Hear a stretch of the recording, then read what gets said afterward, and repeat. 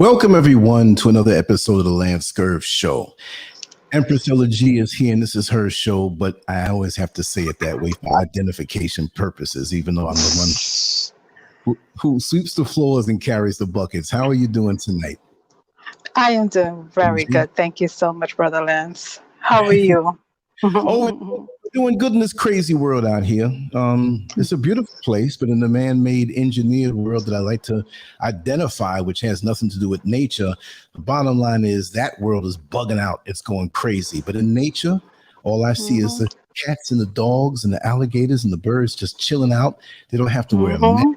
They don't have to pay a mortgage. They don't have to punch a clock. If they don't like you, the birds can fly by and drop some regards on your shoulder. Hopefully, Lance. And don't look up, please. Trust me, it won't be chocolate. I know. Hey there, The Truth. Thanks for being in the building, and for everyone else who's listening. Yes, Mr. Haru, good to see you all. Mr. Yes, Haru, indeed. thank you so much for that kind gesture that you did on the financial level. I meant to tell you that. Thank you so much. It helps out a whole lot. Every bit counts. You know what I mean? It's like that favorite piece of cake you have, and you got one little crumb left, and it's like, man, that was good. So, and you take your finger, you press on it, and pick up the rest. You know the drill, right? Let me just address the Mike Sterling. He said, Ruby Rose, yes, that's her, but she has nothing to do with the story. I only put her in the path because of the fact that this story has something to do with OnlyFans. So I put an OnlyFans icon there, but I didn't mean to. I was going to even address that, but I'm glad you brought that up. She has nothing to do with the story, but the actual story of what happened in Tampa. But she has something to do with the story as far as OnlyFans and the overall topic that we're going to speak about, right? So we're going to start out with a story. Right. And then we're going to pull it back on the overall thing, because I like to find angles and stories. If I can't find an angle to speak on in a story, I'm not going to talk about it. I'm not going to just say the same things that everybody else said. Have you ever gone and looked at an online story and read an article, and then you go back to another to get maybe a different angle on it? And it's like, wait a second, this is the same thing, because packaged. The Associated Press, that's what they do. Yes, not to indeed. get too much into the detail, but it's kind of tough getting into the Associated Press, especially when you have a newspaper. But I knew someone who had a local newspaper in Orlando, Florida. It started out as the West Orlando News, and then it went to what was it? Orlando? Oh no, it was West Orlando News, but it was the Pine Hills News at first. Pine Hills is a black neighborhood to live in. In Orlando, but then he upgraded it to West Orlando News, and then he had a certain format and everything. So what it is with the Associated Press, from what I understand, what he told me was that, okay, you have a local newspaper. How do you get into the Associated Press, and how do they deal with you? Well, you have access to all of the articles and other articles and other newspapers because you can share it like that. So when you have it set up on your site, a news site, you have the international stories. The Associated Press gives that to you through a feed, right? And then you have the national stories and the regional stories and possibly the statewide stories, right? When it's time for the local content, you supply that as a newspaper. Exactly. All the other stuff, they do the heavy lifting, and you do what they can do. But if someone in the Associated Press wants something from Orlando per se, right? You have to give it to them. You don't have to ask you. That's why Anderson Cooper will be on CNN, and let's go to our affiliates in Louisville, Kentucky. It's like, wait a second, CNN's over there? No, it's just that they're part of the Associated Press, or whatever they call it as far as broadcast, and they can share in everything. But when you're an independent site, you better do the international stuff, the national stuff, whatever, and you better not take anybody's stuff. So this is what makes it so hard. So with that gentleman, I did so much for him over the years, and I was like a little bit upset with him, not coveting what he had, but he gave the site to this nerdy white boy who let it fall. And I'm like, man, if he gave the site, it was already to you. Yeah, because he had to leave the state. Man, I would have made that thing pop. I would have made it pop. You would. I would have been, forget just local. I would have been doing artwork, and that thing was paying him good, but it wouldn't have been just for the pay. I would have been an independent, somewhat in the Associated Press, you have to follow their rules. But I know how to skirt the rules and do a powerful black newspaper that they would like and not like at the same time. Right, exactly. Who paid him to do that? The dude let the paper go. It got cheesy. I mean, sad. This dude was like putting up an article every 2 or 3 weeks. Some old cheesy. Oh man, I was so angry. I was like, you guys not represent? How you gonna do that? Right. And to somebody who don't look like us. Unbelievable. That's the sad part. Yeah. This guy had turned into a little agent anyway. You know what I mean? And I knew long before he even went that way, I was doing my thing. But before he even knew he wanted to get into that type of stuff. You know what I mean? Right. See, it wasn't a passion. Maybe he was looking to make some quick money or do some, I don't know, make some quick fame. I don't know. He didn't make no money off of that. It didn't work for him. Yeah. No, but I would have paid him whatever he wanted because the money was rolling in. I would have said, listen, I'll give you something every month, whatever you say. Listen, I give you half. I'd put the work in, I give you half. I would already be in the Associated Press. I'll give you half. I'll put it on paper. And they were making out of advertisement. I mean, see what it is, and we'll get into the story. I just want to say this, that Orlando, Florida is a tourist destination. So you have people who are going into your site, not just looking for news, because you can get that anywhere, but the local stuff, like what are the best restaurants, what are the best hotels to stay in? And they have a gazillion sites like that. But when you go to the real local papers, you find out the real deal. So guess who all he had advertising with him, right? So, I mean, he was, I'm not going to say, I don't know the figure, but it was in there. Wouldn't you like to make a little $15,000, $20,000 a month? You know what I mean? Yes. Yeah. And if somebody afforded you to put in that position, I'd give you half. You ain't got to do nothing. Right. You see what I mean? So I know, and it's no, but there are a lot of things that will and I'd write a paragraph. I mean, I'd definitely do a yeah, we're gonna do some Scurv. I think we already have Team Scurv shirts, don't we? I'm not sure. I'm gonna check. I'm quite sure that we made Team Scurv shirts, but that's before we were saying it like that. And don't think I forgot, because that's another wing of things I'm gonna start working on every day. I know it seems like I promise and never deliver, but we're doing it. We're doing the darn thing, and we're doing a lot of stuff. A lot of stuff. This platform this whole, ScurvMedia is, oh man, wait and see. Wait and see. Thank you, Mr. Haru. Thank you. I'm so glad you enjoyed the show. Brother Lance, you want to tell them before you read out? Yeah. Oh, you listened to the show that we spoke about, yes, Lingus lovers, right?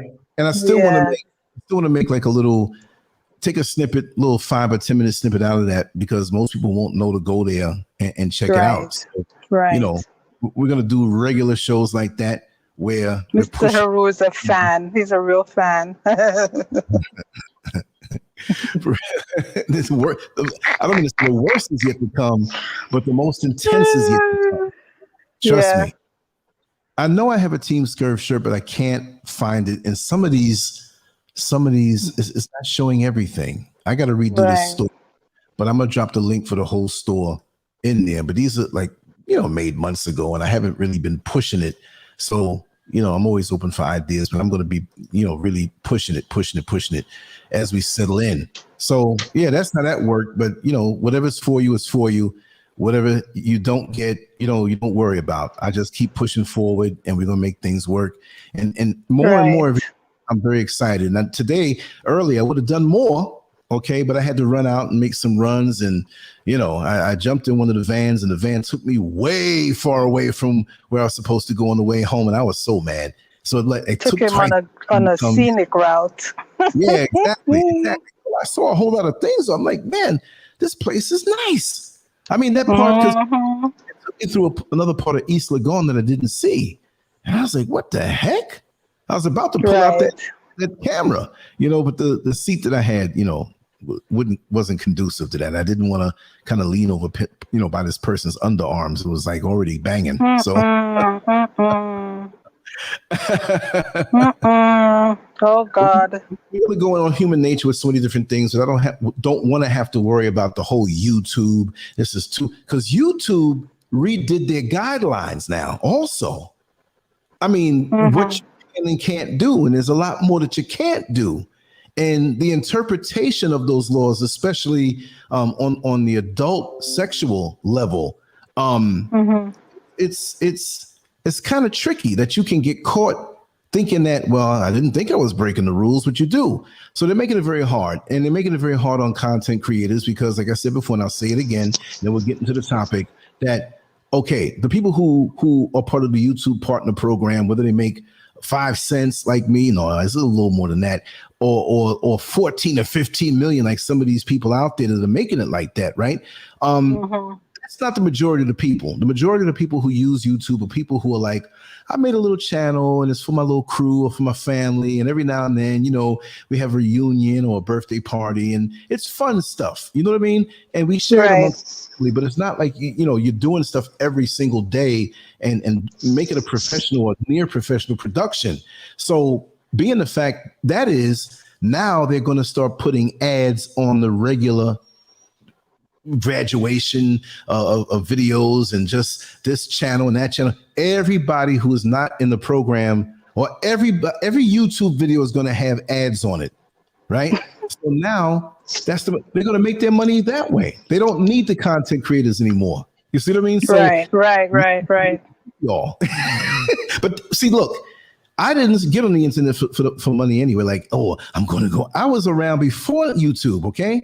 So that's not going to change. That's not going to change my intensity doing this. But there's going to be a lot of people out there that if this is the case where this is the precursor to YouTube giving content creators who are part of the program, the partner program, the Shaft, there's going to be a lot of people saying, you know what, I'm not doing this no more. Because they're into primary money. Yo, I love I love making the banners. I love talking. I love being on the show. I love the interaction. Plus there's other things that we do and will be doing.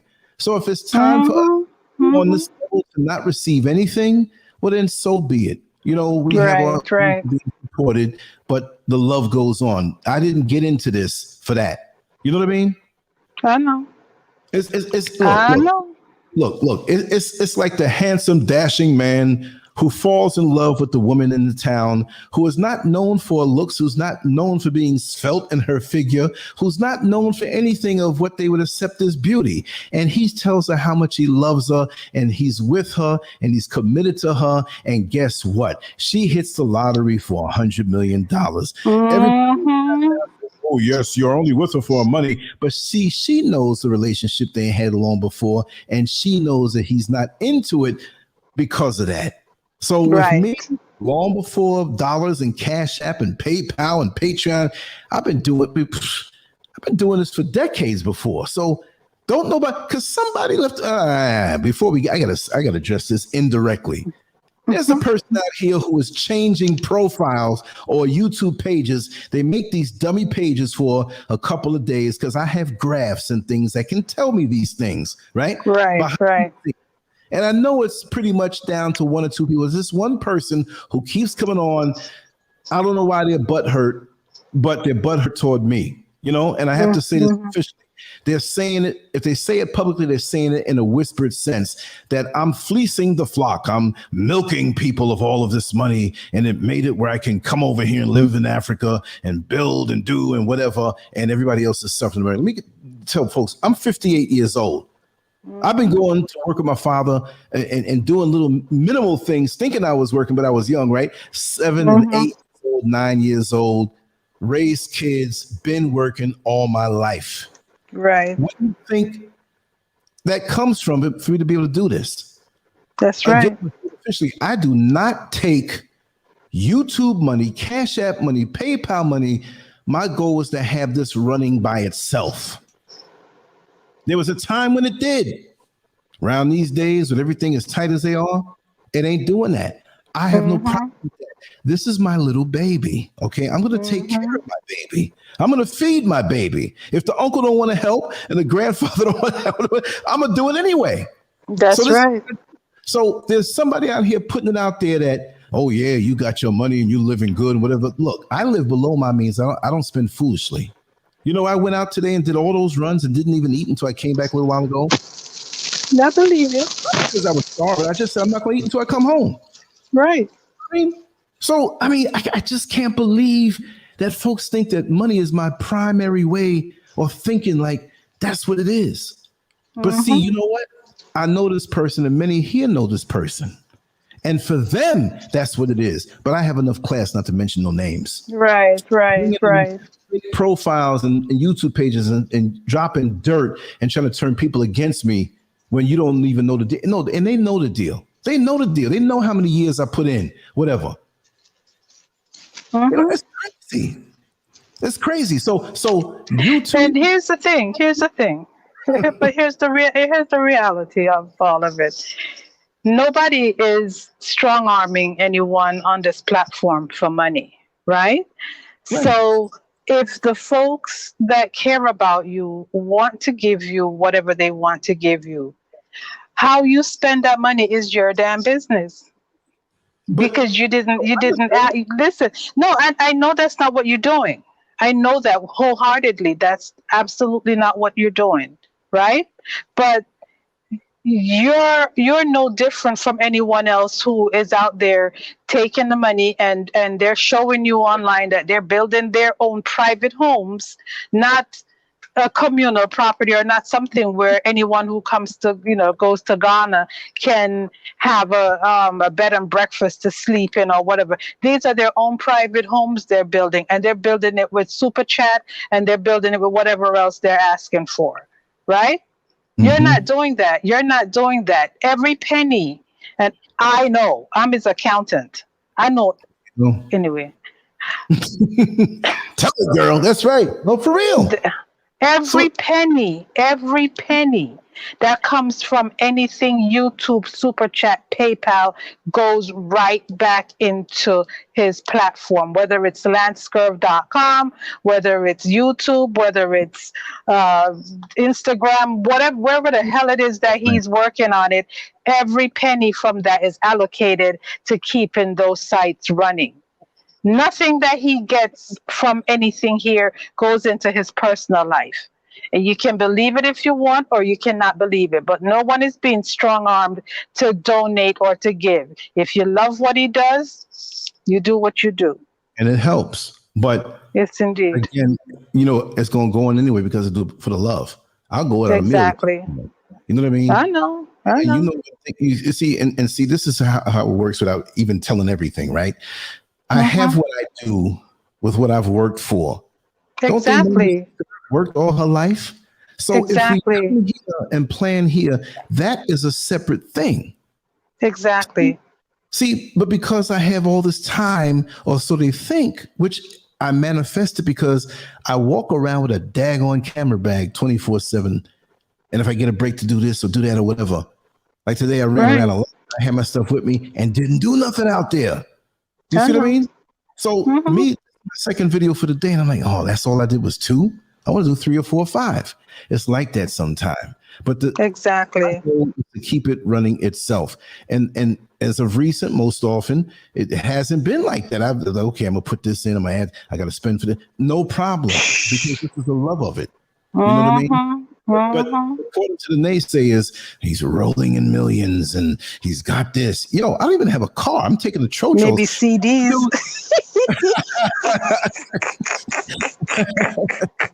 But let me tell you something. No, I gotta give a big shout out to this brother named CC. Okay.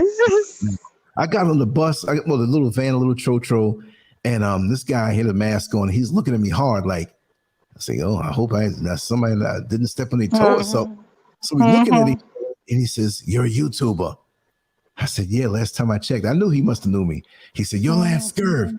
And he held his phone up and it was on the channel. I was like, oh, God, don't. Oh, damn. Man. Everybody turns around and it's like Like, yo, who is that? And so The great LanceScurv is on the Trotro. Listen to that, people. Right, exactly. He's on the Trotro. He's not driving some fancy car. He's taking regular transportation like everybody else, you know? See. When you met me, don't forget that. He said, I always knew. But he told me he saw me somewhere else before. Really? But that's amazing to come to a different country. And it's not like I kind of say these people that really, you know, that's a good feeling when they vibe with you that way. Yeah, that's true. So he gave me some points on living here in Ghana, just cultural things and just different things I need to know. Very helpful because I get a lot of that though. Because I guess a lot of people see that I'm genuine and being here because a lot of them that meet me here, they see me in the markets, in the streets, just where everybody else is. It's not like I'm looking behind some tinted windows in a limousine and, you know, whatever. No, I'm right here at night sometime, just as vulnerable as anybody else. But the crime here is not like that. So I get into a lot of conversations with brothers, man. And one dude I was talking to on one of the Trotros late one night coming in, I don't forgot where I was. I think it was East Lagon. We had a good old long conversation. And I was like, okay, brother, I'll see you later on. The next time he saw me, he's like, yo, you didn't tell me who you were. Oh my God. I'm like, what you mean? He's like, oh man, I know you from before. I know you. And I'm like, he said, man, you're mad cool. I'm like, thanks, man. That's the way I roll. But a lot of people are so hungry for that. They want to start channels and start these mass movements and I'm going to be the leader of this thing and we're only going to talk about this one thing. No, look, we got the title of what we're going to talk about already, but this is not scripted. This is a regular, real conversation that we happen to share and react into the chat room with our family. Exactly. I can't wait until I'm at the point that's coming very soon where I can do this several times a day and for several hours a day. Like it's just a regular thing. Right now, bear with us, family, because we got to do it when we can do it. You know what I mean? Exactly. Behind the scenes work is awesome. It's awesome. It's awesome. We're doing it. Yeah. You'll see. It'll be a whole different ball game soon, but you'll see. And like I said, I'm gonna get up there and cry. Oh no! I'm like, look at that. I know. It's finally, nice but I'm saying you can can yearn, reach, and strive for something over years, years, and when you went through rough times, good times, lean times. And even times when it seemed like you're just never going to make it to that point. You're so far off. It's like, oh, God. But it's like, okay, I'm just going to hold on to it. I'm going to hold on to it. And it's not about me. It's just a connection with everybody like that. It's something, let's just say it. It's something that the damn white man can't take away. Exactly. I don't have to get validation from him to show love to my people and to talk about the things we're going to talk about, whether we're having fun or serious or mad. Tomorrow I might be mad. I might be on a rampage and do a rant for 3 hours, and it's funny. I get so intense on a rant. Sometimes I know it's funny because I'm like, God, why am I saying this? Oh no. I know. He said that. The other person takes over. Yeah, right. It's not a bad thing. It's not like it's not a bad thing, right?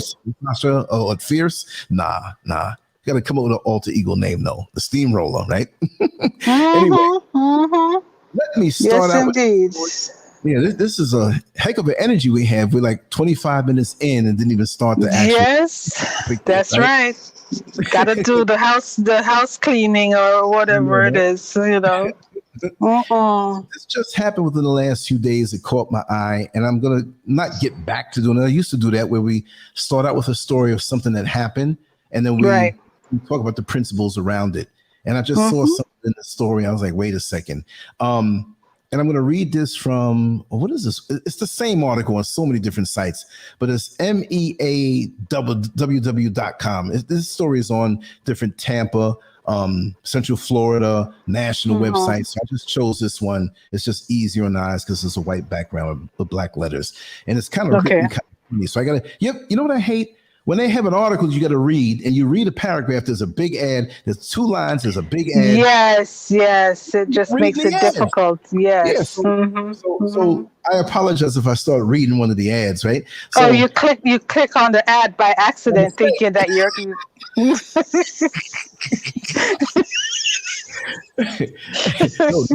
Here's another one. They've done that. which is similar, but it's not the same thing. I went to the ATM and planned to take out a certain amount to do something, right? And my finger hit the number below, which was half the amount. And I thought to myself, that's some divine force, because I really didn't need to take that amount. I needed to take out whatever it was like, put it back. Well, you ain't taking that. You ain't taking that. Not happening. Not today. I know. I ain't gonna lie, I was past my own finger, right? But I realized my finger was something very common. Gosh, your finger edit your transaction. For real. Okay, here we go. Okay. Let me see. Here's the title, which is going to be redundant because you're going to hear the name anyway. But the title is, Who is DeMarco Spears?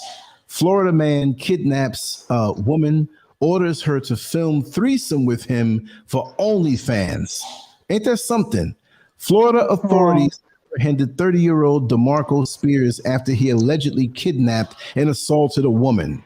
This is in Clearwater, Florida. A man, this is going to get redundant, right? A man who allegedly forced a woman to post sexually explicit content on OnlyFans has been arrested and is facing kidnapping and assault charges. Florida authorities apprehended 30-year-old DeMarco Spears after he allegedly kidnapped and assaulted a woman with a shocking plot in mind. Spears subsequently threatened to further assault a woman who cannot be named for legal reasons unless she created an OnlyFans account and published a video of herself engaging in a threesome with him and another woman. Fox 13 Tampa reported. Okay. Let me see. See, they almost tricked me. Now they have OnlyFans ads in here, right? Yeah, exactly. Authorities revealed how it all started on May 19th. So this is a while back. This just came out now.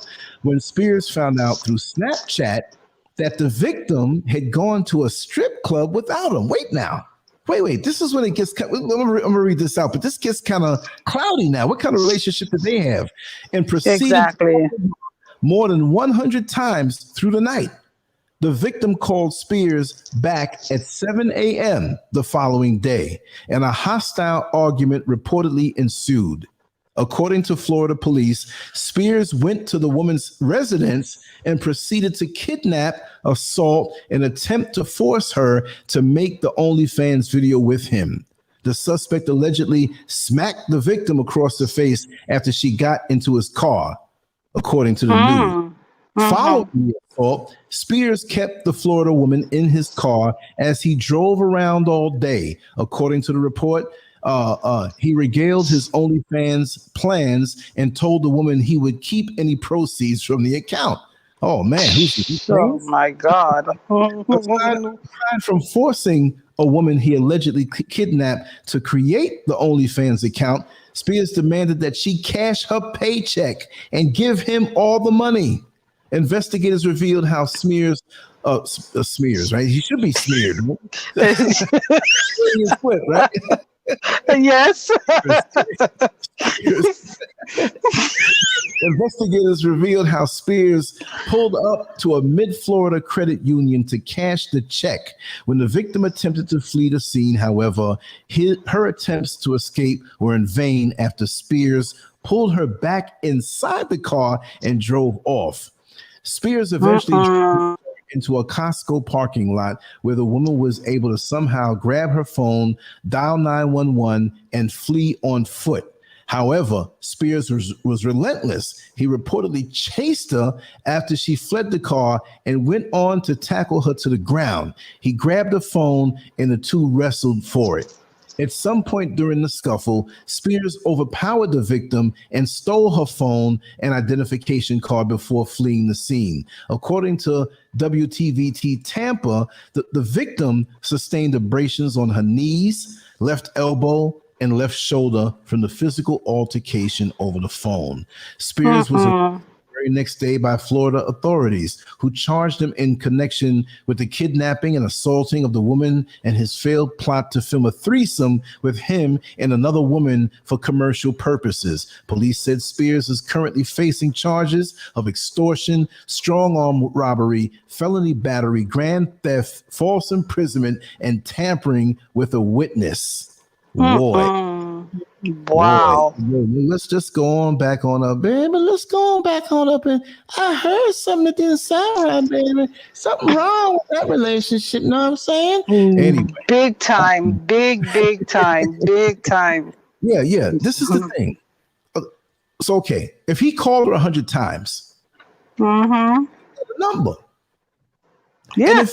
And if he found out through Snapchat that the victim had gone to a strip club without him, what?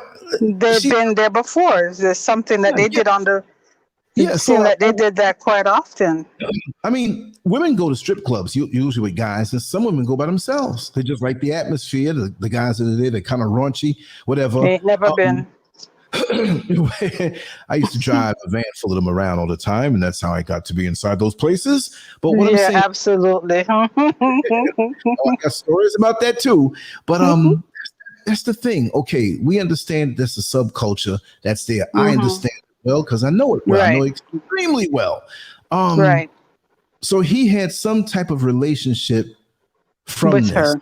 Yeah, he had a number, and he was upset that she had gone to the strip club without him. So that tells me that she at one time or several times went to the strip club with him. Exactly. So that was a common thing. And they got upset, or she was upset with him, and How was he so specific in wanting to get an OnlyFans account, which we have to explain to those who don't know what OnlyFans is? Originally, and I thought it was taken over by another wave of opportunistic opportunities, right? Opportunistic. That's funny, right? They use the same word in two different times. Okay, I made an OnlyFans account because anything that comes out there, I make my name in it. Not everything, but it was a way, and I wasn't even looking at it as a money thing. I was just looking at it, okay, let me just make this account. And there might be unique things to throw up there, right? So it's almost like the Patreon. It's become the Patreon of porn now. But there's a lot of legitimate things on there, but there's no limitation on what you can put up. And there are a lot of people that are going there. So you can't do this on YouTube. You can't do this on video. You can't do this on Daily Motion. You can't do this on Facebook. You can't do this on Instagram or Twitter. But Twitter, let me just say, Twitter, I see hardcore porn. I mean, I've seen it too. Yeah. Oh my God. I can't speak. But I Twitter, can't speak. but Twitter killed my account that I had since 2008. I had 30 something thousand, 30 between 28 and 32 because they fluctuate. Right. Loyal people that were there, and I had 500,000 tweets. Some of them were automated from my site to keep my old content going, but a lot of it was me hitting things in and keeping the conversation going or whatever. They yoked it, right? Now that's Twitter. Right. Now OnlyFans, you can do whatever you want. Now OnlyFans, here's the deal: you have women out there who are on Instagram, and they're half naked. And they're advertising, if you want to see more, go to my OnlyFans. And here's the link. And so men and women go to these links and you see this person. And if you want to see more, they charge different rates. I don't know how much. It might be $20 a month. It might be $100 a month. I don't know. You decide your price. And so what they do is every day, every other day, every week, whatever they say, because now you're a fan of theirs, and they will indulge in sexually, just explicit things, and, advanced stuff and group stuff and this and kinks and fetishes and all this stuff. And so they get their money directly. So now, people used to do that with their cams, but now you can get it directly now.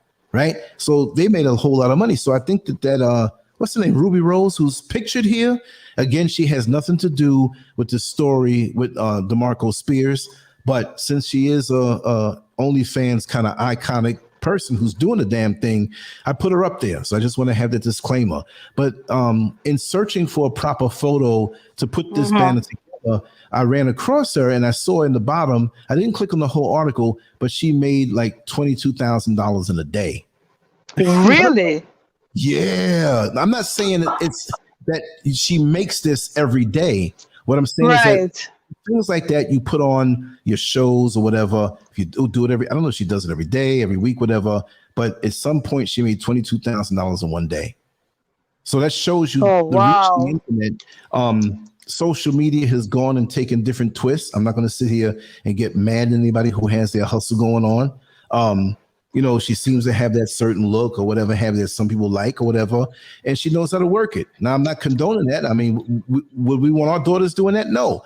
But these people are business people, and they do that, and they're a product, and they put themselves out like that. There are consequences to that, but at least they're going in it knowingly, and they know what they're doing. And there's still going to be consequences with it. But here it is. Now we're at the point, and I got to get a drum roll sign, right? Has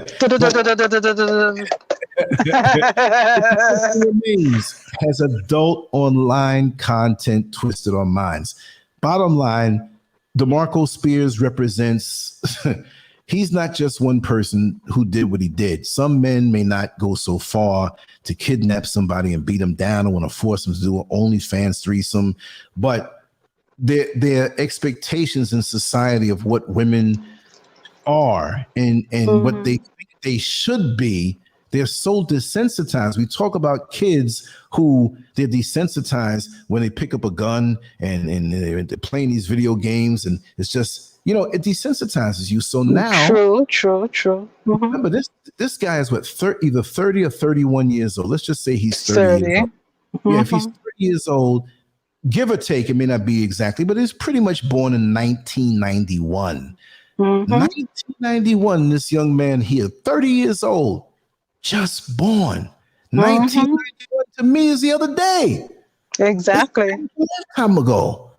I remember 1991. I could have seen him in diapers, but look what he's doing. My daughter was born in 91. You see that? You see that? Kids born in 91, but I was going through the processes that were very pleasurable. They could have produced a child. That being said, I got to throw folks in there, right? But that being said, well, let's look at it this way.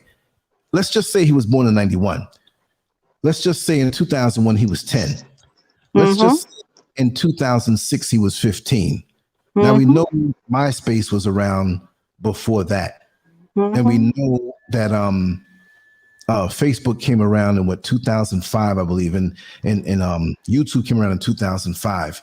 Around those points, there was enough online stuff, and we had the phones that were about to join with the internet, and you can see things, you can get into things. It's not a long stretch to say that in the developmental stages, sexual stages of this young man's life, that he got a hold of porn. So, absolutely. Look, back in the day, I'm 58 years old. Back in the 70s, if you were in the elementary school and some man threw out like some porn magazine, Playboy, you walking down the street and you're like, oh, snap. There might have been about 15 kids standing around looking at this topless woman like, wow, that's what it looks like. But the effect on the brain messed you up because you saw it. Exactly. And I'm taking that magazine. No, I'm taking it home. Now the magazine is shredded, and you got like 2 pages and some ads in the back and a half a titty. You see what I'm saying? So, I mean, that's how much glossy titties too. You know what I mean? You didn't see the half a titty. And you're like, go stick in your pocket and go home and look at, right? But now, ain't no half a titty thing going on, right? You go on your phone and you punch in Google and you don't have no filter. I'm not instructing anybody to do this. Anybody who's listening to this already knows, right? You can pull up anything. What is it doing to the minds of the young and old? But what is it doing to the minds of guys this age now? He's starting out advanced. These young ladies are starting out advanced. Look at this. Yes. She ain't 50 years old. At some point, she got a hold of it and said, you know what? I can make money off of this. These men are hitting on me anyway. Who knows? She's probably all of 25 if she's that much. Exactly. So we don't know exactly, but we can speculate because this is an epidemic. Because now the porn industry on different levels have been taken over by those who are a lot younger, because it's not like there's some official ceremony where you're 40 now, so you can take over. No, you got your, and there's more opportunities now because you don't have to go through agencies and these slaves driving it. Because I know a little bit about that in that adult world. I know people who are in it, and I have my foot in the door of it. Now you have your phone, your little hookup, your little cam. You can make any money you want, but there's a lot of competition out there. So you're going to have to come with some kind of angle, hence a ruby rose, because everybody's not a ruby rose. It has nothing to do with the skin color or whatever, but it could be black, it could be white, whatever. You got to just take what you got and know how to work it. Now, all I'm saying is that how many DeMarco Spears are out there that because that sounds like a very violent sex addict to me who's also addicted to. Imagine, he feels entitled that I'm going to get all the money out your paycheck. So he's a psychopathic sex addict. You see what I mean? Narcissistic. This dude is messed up. This is the kind of dude that you don't want to see near your daughter. They will act normal for a little while until they show sign. And there are a lot of men out here who, some of them are nice guys, but their minds are warped. I'm not saying this is an extreme case and a bad case. He's not a good person, right?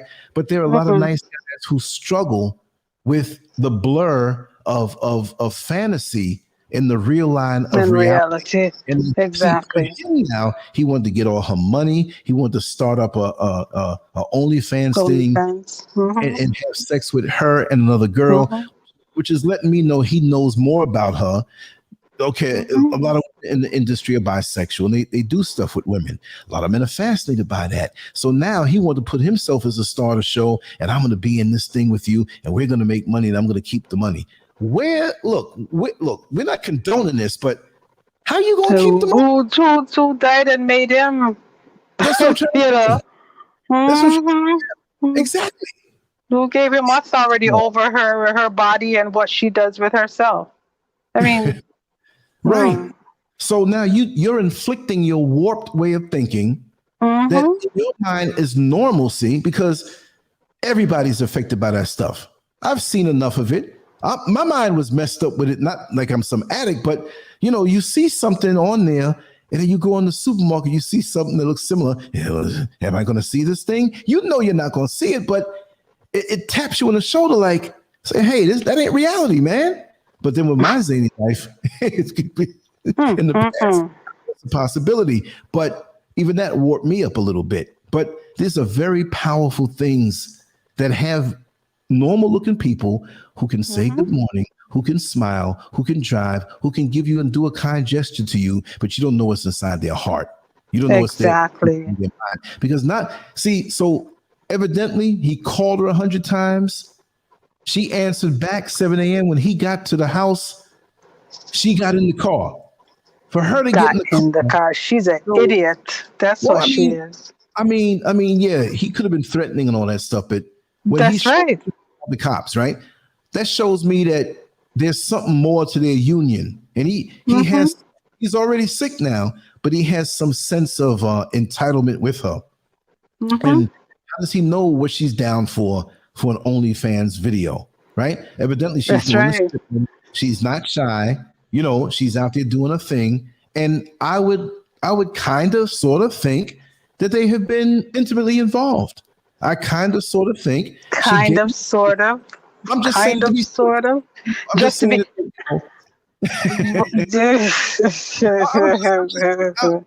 Exactly. I'm just being safe here. Can I allegedly feel?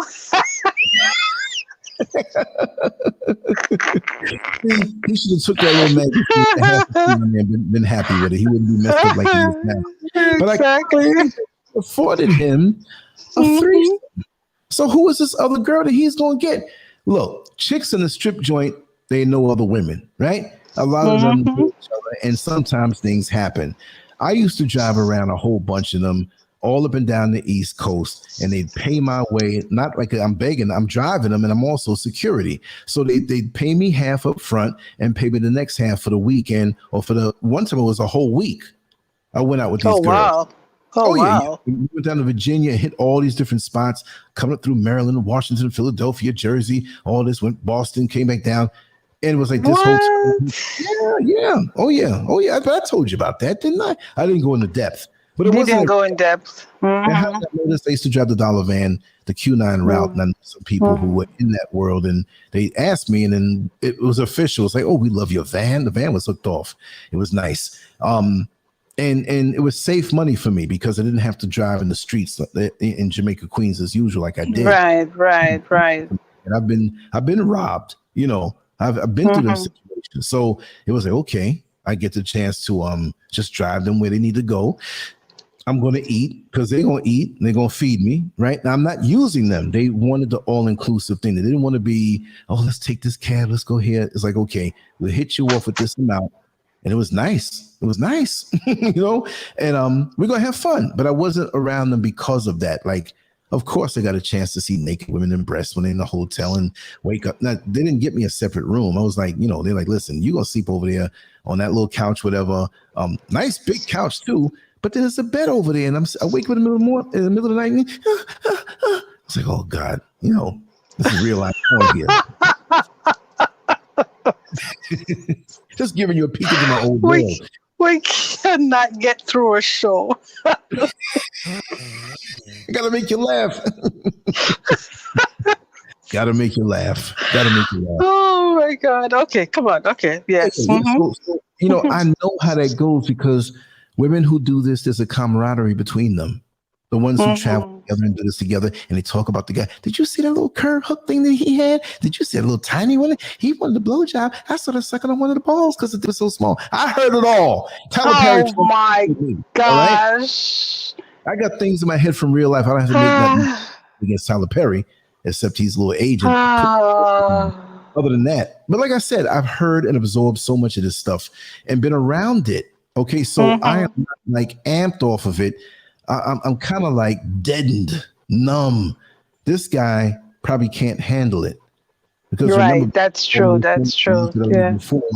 It was cool, and that's why I had the relationship with them that I had. You know, some a little out of hand, and you had to pull them in, reel them in, and I was like a father figure, uncle figure to a lot of these girls. So I knew what they were doing. So, but these girls will turn a dude out. These stripper chicks, I'll say it that way. I don't mean to say them derogatory. I'm just being entertaining. These stripper chicks will turn dudes out. There's some dudes who are messed up off of porn. They see these women. They fall in a pseudo kind of fixated kind of love. It's not love, y'all. It's lust. It's extreme lust. Extreme lust. And they think it's love because it's hitting that back of the brain of them. And they see that they make money. They want to be up under that money. They want to show off to the other guys that this is my woman. And she's getting that money. It's almost like a fantasy. And they want to be the one to rule over that. And a lot of women get that where they meet a guy who they think is nice, but the guy wants to take over their life. You see what I mean? Right. So for you to be hit with all of this porn from young and the stripper stuff and Instagram, if you really want to look for that stuff and get in contact with these people, it's so easy. All you gotta do is search things on Instagram and get the big booty chicks and whatever, and half of them are strippers and prostitutes. Yeah. And if you reach out to them, it's about the money. It's like, okay, this is what I do. Give me a call and we'll talk about it. If you want to spend time with me, they're not going to say, I will do this for this amount of money, but they're going to say, you know, an evening with me will cost so-and-so. And the dude must not be that stupid if she says the evening with me is going to cost $1,000 or $500 or whatever it may be. Inclusive in that, you know, it's unwritten, but you get it all or almost all. Right. Okay. So they got bills to pay. Right. And they'll tell you, you're paying me for my time. And we know good and darn well that's not what it is. Mm-hmm. I'm paying you for your time. So I'm coming over your place and taking the clock off the wall. You're paying for the pizza. Exactly. Mm-hmm. Yes, to eat less will keep you in the dust. Exactly. Mm-hmm. Yep. You're right, Tony Jackson. But yeah. Has a body site, especially Facebook. It has. Yeah, and Instagram, because that's where I found out about this OnlyFans business. I didn't know what the hell OnlyFans was, you know. And you see people, if you wanna know more, even very plain looking people on their regular Instagram, and they'll show something and say, if you want to know more about me or whatever, you know, come to my OnlyFans page. And it's like, you know. Yeah. And it doesn't matter who, you're putting it out there like that. And that shows how off we are. I mean, sex is beautiful. The human body is beautiful. Mm-hmm. The warm human body next to you is beautiful. The things that the body's made to do is beautiful, especially when you have the connection already. Not to sound corny, but it's just a glorified friction provider, and it doesn't last long. I mean, okay, let's take this young lady in the band of what's her name, Ruby Rose, right? She's an attractive young lady. She looks like she keeps herself clean as far as her body is concerned. Well, I don't know that, but I'm just saying, if a person normally saw her and didn't know what she did, and there's a guy in the supermarket in a little hick town, oh, that girl is a pretty girl right there. What's your name, girl? Whatever. And he'd probably fall in love with her. Just like the lady in Harlem Nights. Honey, I'm not coming home. I know.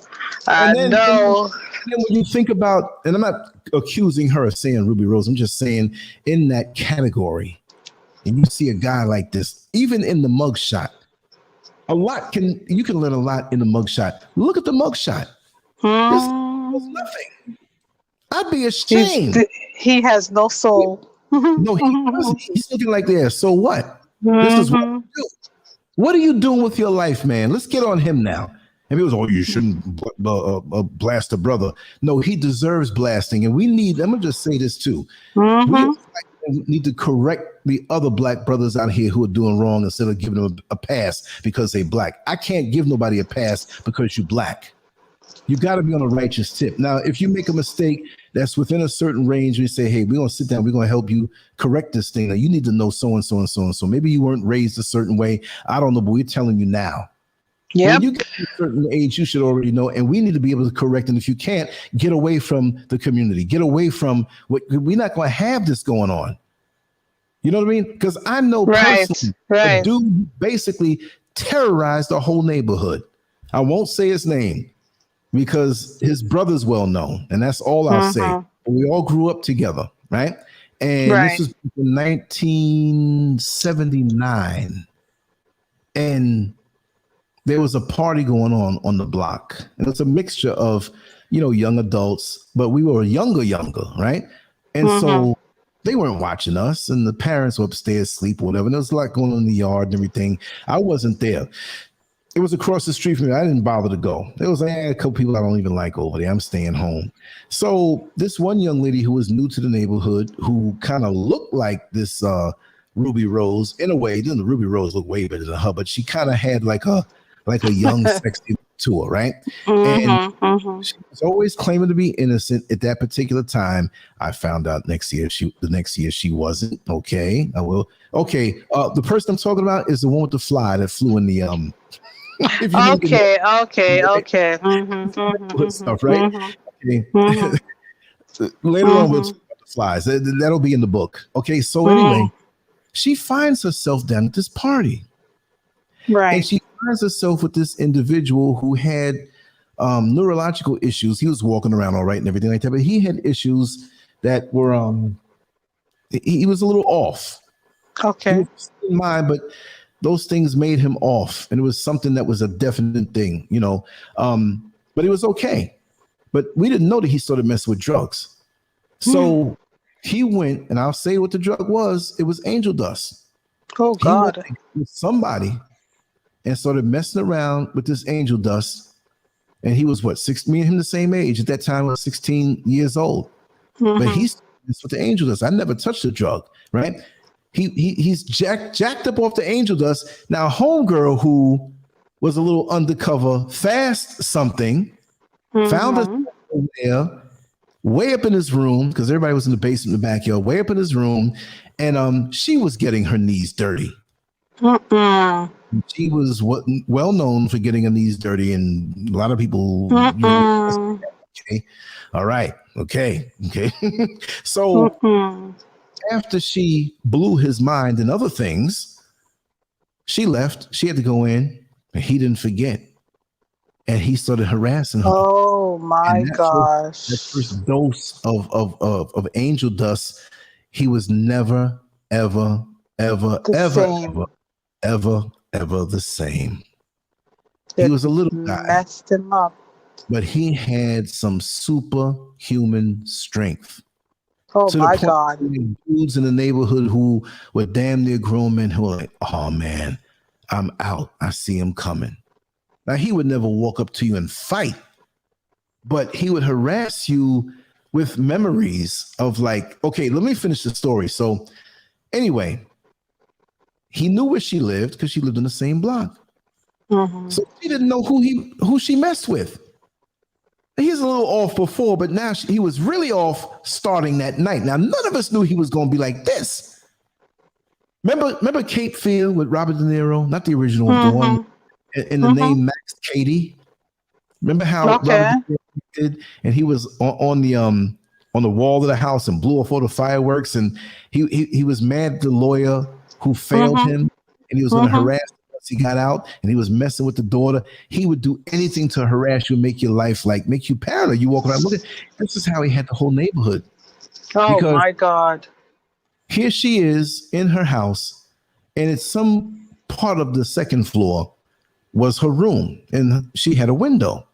I believe it was in the back. And you know how you have the first floor, and there's like in these homes in Queens and Chicago too, you have like these wood frame houses, and there's like a little roof in the back that you could jump down. You know, and you have I know that, yeah. Yeah. Then you have the second floor, then you have the real tall roof, right? It's a 2-story structure. Well, she's sitting there, just got the shower. You know, she has the curtains closed, but it's those see-through curtains, you know, and so she's there naked, drying off. Well, guess who's on the second, on that little first, on the first floor? Stop it. Just soaking it all in. And she's there drying herself off, and she cut the light down in the room, you know, because if the light's on in the room and it's dark outside, everybody's going to see you.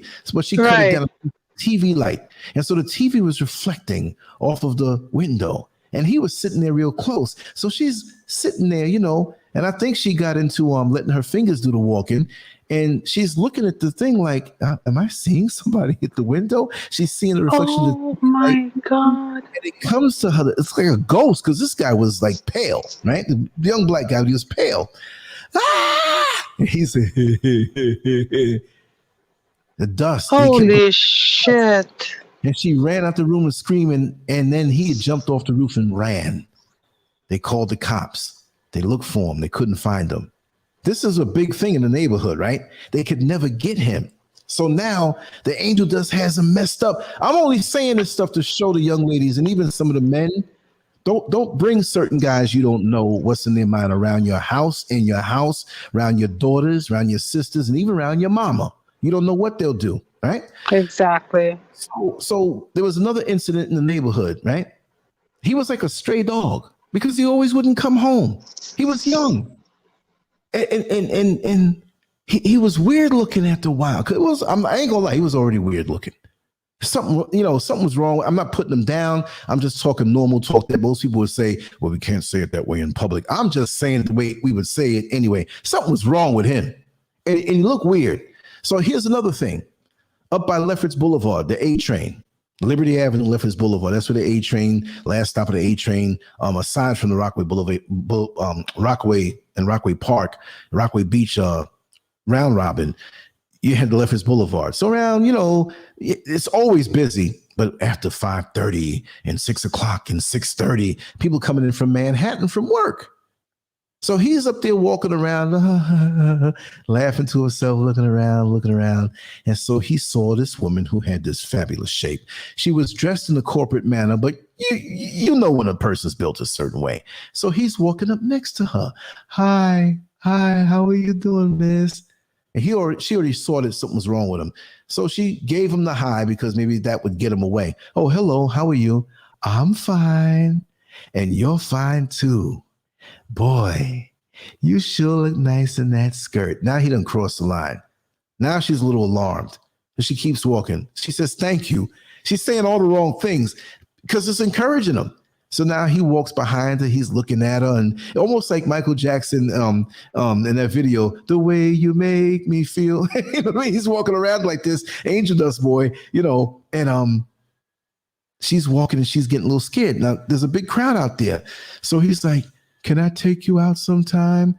And so she says, well, I'm married. I don't see no ring on your finger. Well, I don't always wear my ring. I think you're lying to me, and I think you don't want to talk to me. Now, what is she got to do? Convince him she wants to talk to him, right?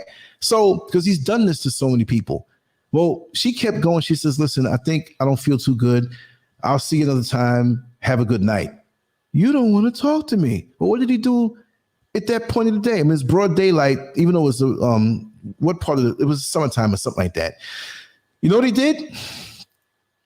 He ripped her skirt off, clean off. Ripped her skirt clean off. You hear me? Oh, you with me, Empress Elegy? I think you maybe might have hit. Oh yeah, you hit the mute button. Yeah, let me see if I can unmute you. No, I did something wrong. Oh, there you go. There you go. You did it. I did it. No, I didn't do it. Yes, you did. Because my mic is open. Oh, I just opened it up. I saw it. No. I wouldn't do that to you. Sorry. But anyway, we're good now. No, I didn't do it. The mouse is way on the other side. Anyway, homeboy ripped it off. Clean off. I'm talking ripped her skirt off. Oh my God. Stockings, whatever it was, and her heels, and she's screaming, are you crazy? You ripped my skirt. And she's, and he's running with the skirt. So now the cops are looking. Oh my gosh. See, so he had an issue. Was no porn back then. That girl, she messed with him. I'm not saying she's the reason. I'm just saying that he was probably already zonked out that way, strange in a sexual way, and we didn't know about it.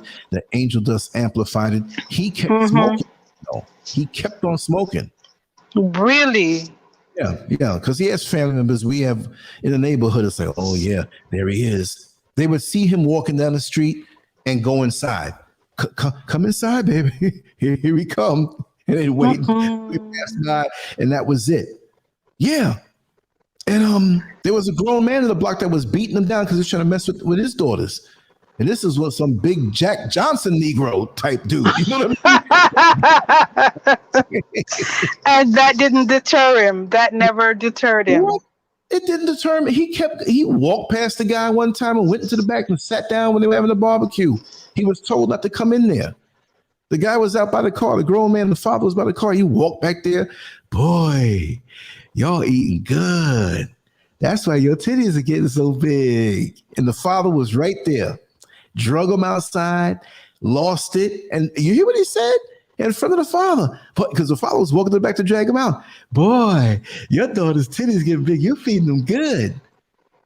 Man, he was mental. That was, he was done. Well, he was done. He was always a little mental, like off. But that thing is what pushed him over the whole thing. Outside and commenced to beat him down. He had them all up in somebody's fence of the gate, the chain link, pushed down and wedged under it. The parts of the bottom part that will stick you. Oh my God. He was beat so bad till his blood in his mouth, looking like he had Kool-Aid or something, right? Oh my gosh! He was getting beat down. He was laughing, and when he left it, weak. He beat him till he's weak. Like I said, this is one of these big Jack Johnson brothers, man. He looked, He didn't play. He didn't play. He left him there like that. And he said, I don't care how much you beat me. Your daughter's titties are still big. That dude ran back to get him some more. And he got up and ran, jumped in somebody's yard. Now everybody's closing the blinds and walking around. I walk around my house naked. I'm keeping the blinds closed because he I almost said his name because so-and-so might be out there. Right. And here's the other thing. It wasn't just women. Now, he wasn't no homo, right? And I'm only saying this to illustrate the fact that you don't know what's on a person's mind. And I know this from being locked up with these guys, working as a corrections officer, talking to a lot of them. You just don't know, right? So one day I'm home. I might have been like about 18, 19 years old. You know, I was in real great shape, whatever have you, but I wasn't no crazy dude. I didn't want to be bothered with nobody crazy. Right. All of a sudden, ding dong, ding dong. I was asleep. I'm like, what time is it? Everybody's home. I said, I'll go answer the door. It's about 3:15. In the morning. In the morning, yeah. Now, I had friends of mine. I could say like Angelo lives across the street who knows this guy also, you know, Carlos, whatever. They could come knock the window, whatever. They would never ring the bell because if I was up at the window, I'm like, yo, what's up? You want to come and hang out? What's up? Let's sit out on the front steps. You know, we do that 3-4 o'clock in the morning. But this wasn't kind of nights. This was like kind of during the week and everybody had something to do to get up in the morning or whatever have you. So I just snatched the door open. Back in those days, it wasn't like, you got to be careful, they might have a gun. So right. I go pull the door open. Guess who it is? It's him. Oh, wow. So he's evidently lurking around. And you don't want, he's very sticky because you can't get rid of him. So you got to make stuff up and play along with his delusion, which is what I did. So he's like, now we're late teenagers now, and you know, going into these, and so everybody knows that my mother stopped calling me Lance because when she would yell out for Lance, like about we were in the backyard, me and my father in the front, we both would show up. So she would call him Lance and then call me Lancey. Lance with a Y. Not no feminine, I'm trying to turn my son into a woman type thing, but just to make the difference. So the whole neighborhood was calling me that from young.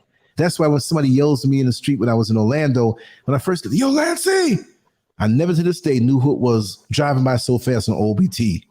Right? But anyway, homeboy, Lancey, it was okay because we grew up together, right? And I said his name. Right? Now, I know the deal. His name is Angel Dust. I know. Right? But the thing is, it's like I would never, knowing how he is, like, yo, you crazy, man. Don't come here ringing. Yo, man, you woke me up. That's problems now.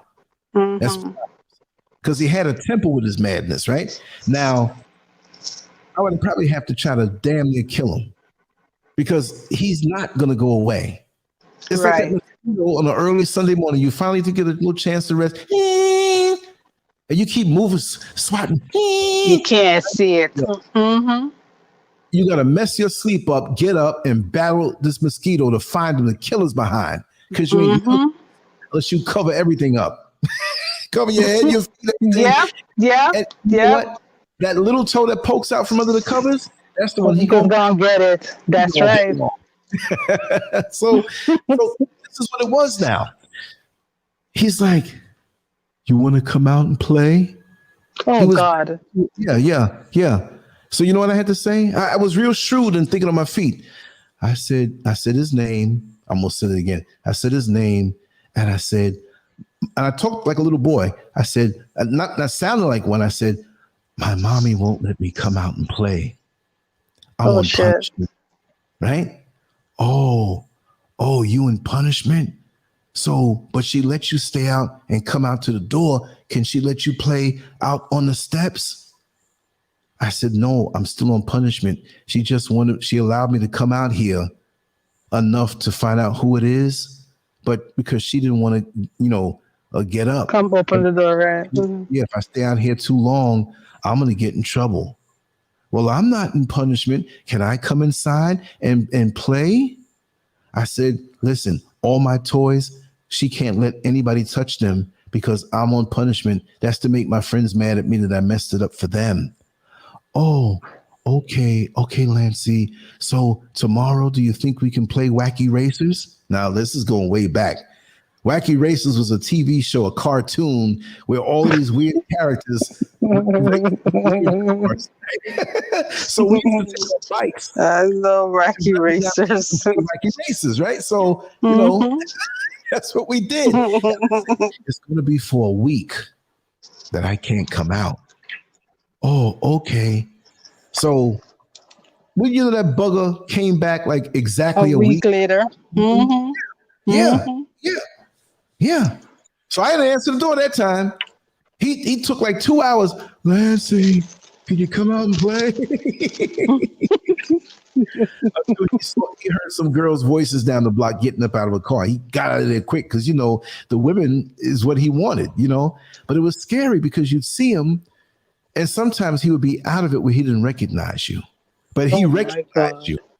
You know, he just might look at you and say your name, but he's looking at you like he don't know you, like some weird stuff. And cops were he would always beat them by a few seconds. He would always, and if you heard something in your yard, don't even go check. It was him running through your yard. Him. Yeah, but he wouldn't see it. The lights were out. He's just going through. But you might, you know, the dogs are barking and stuff like that. And the bad part about it, the dogs knew him because he grew up in the neighborhood and he was playing with them, you know, growing up like kids. So they wouldn't bark. They'd see him and it was cool. He'd be petting them. You're like, you're supposed to be biting his ass. So what you mean you hanging out with him petting? He had a German Shepherd at one point. And he was back there playing with my dog, man, under the moonlight. It looked like a ghost. Oh, my Crazy. God. The one day just didn't see him no more, but we know he's still alive. But he's been in and out of institutions and stuff like that. And so where was his parents? So clearly they couldn't manage him. Well, yeah. Well, the mother had mental issues. Okay, so that was kind of like God. Okay. And the father, hell, he was into the young girls. He didn't give a damn about his son. So it was like they all had mental issues. Yeah. The father would wash his car every day, coming from work. He'd get out there and wash and wax and shine the rims, and it was an average car. It was like an average American car. It was just like a car that would not turn your head, but he put rims on it and a little tint on it. Now this is way back, late 70s, early 80s. He was doing, and for the rest of his life, he pretty much, and that's what he was doing. But he was, I gotta say it. I didn't put out no names. I can tell it. He was a pedophile. He's a pedophile. Wow. Because he could be around the high schools and offer the girls, you know, but he wasn't high. Yeah. He'd take them to McDonald's, he'd take them shopping, whatever, and you see them in the house. One even got pregnant. So, I mean, and so they all, but one of them ended up really being extremely successful. I mean, extremely. I won't even say what the lane is, but, you know, most of you have seen this man's face on movies and TVs, on TVs, television set, right? You know, so I'm not going to say that much like that, you know, where it is and whatnot, but, you know, I'm going to have him on or whatever. And he's going to probably talk about it because there's a very abusive situation. And even the older brother we found out was locked up for some craziness and stuff like that. So it's sad. Really? Sad, yeah. But the funny part about it is the one that was on the Angel Dust was the first kid that I met when we moved out to Queens. The very first. Yeah. Because it was funny because remember, I was about 5.5 years old. So it wasn't like I'm a big grown man, whatever, you know, but back in Queens those days, the memories were just, it was a different world back then. We moved out to Queens in 1968 in September from Manhattan. Right. So that was September. So yeah, I say 5.5. I was born in April, right? So there was this little boy who we were in the front yard, like, you know, my father had these hedges up and everything, and houses were close together. There was a lot of privacy. And I remember my mother saying, "Little boy, where do you live?" And he's like, "I want to play with your son. I want to play with your son."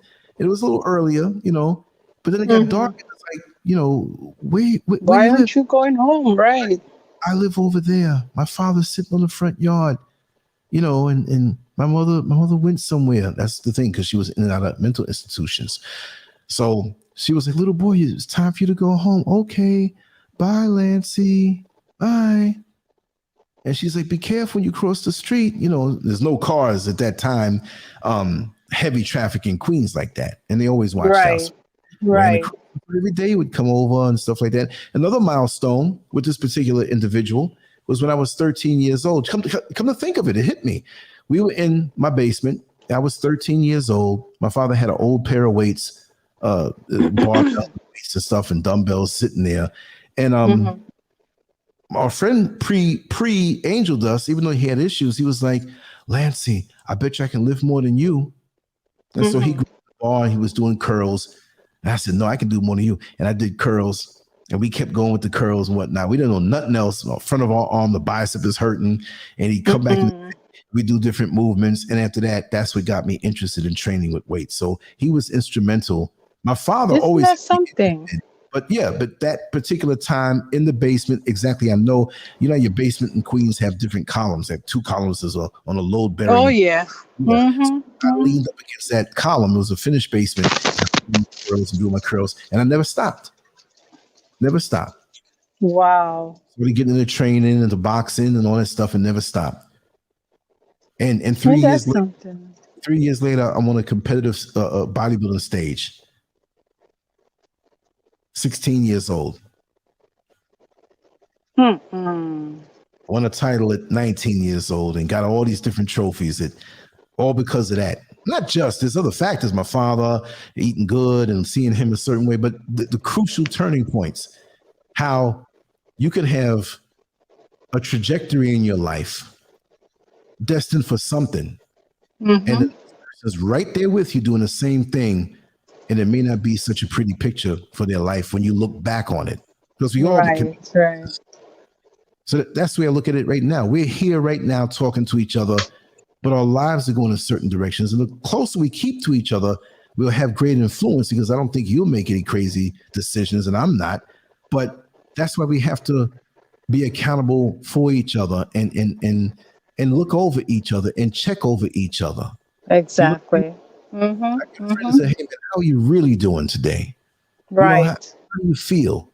Because sometimes we have people out here who you see the facade. I'm not saying they're fake, but I'm just saying you see the outside, the superficial, and these people have perfect lives, so you think, and they go home and put it in their head. Or they go kill all their family and pull it in their head, and you're like, what happened? So you got to look past these things. Yes. So our friend here, it was obvious with him, but with other people, it may not be so obvious. There's a lot of angels behind closed doors, crack, methamphetamines. They do all kind of things, and sometimes it's not a drug thing.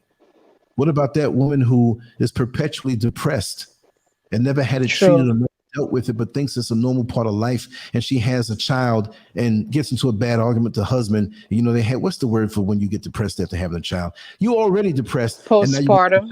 Exactly. Then they go kill the baby. You see what I mean? Listen. Oh my God. Yes, that happens.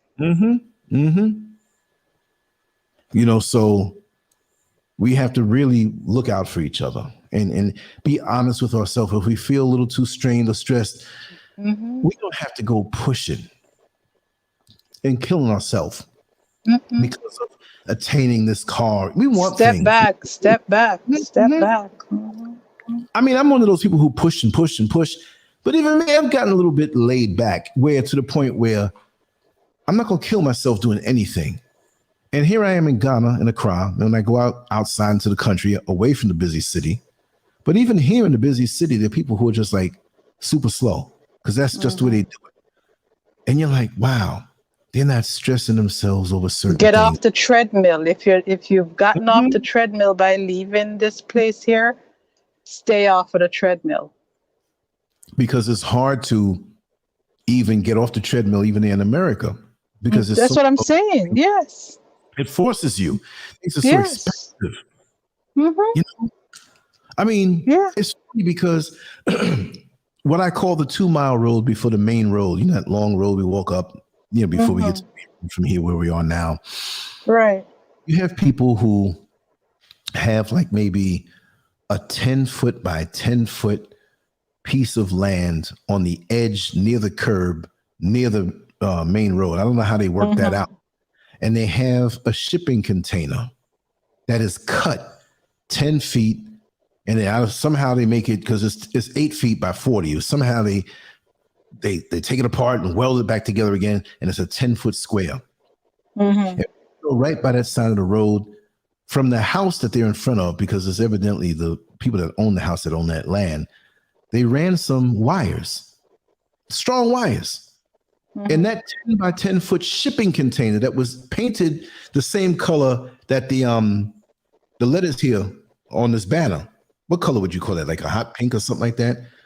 Yeah, or fuchsia. Yeah. Right, fuchsia, right. Well, they painted it like that. It's 10 foot by 10 foot. They have electricity and lights inside of it, and they have a sliding glass door on one side that they usually leave open or with a screen, to keep the mosquitoes out. And it's a beauty parlor. Ain't that something? Right? And you have some young ladies in there that are in there, 2 of them. And now outside, near the curb, they line up some chairs if you want to sit outside and wait your turn. And they're laughing. And there's another young lady about 3 feet from the structure. She's part of that little crew.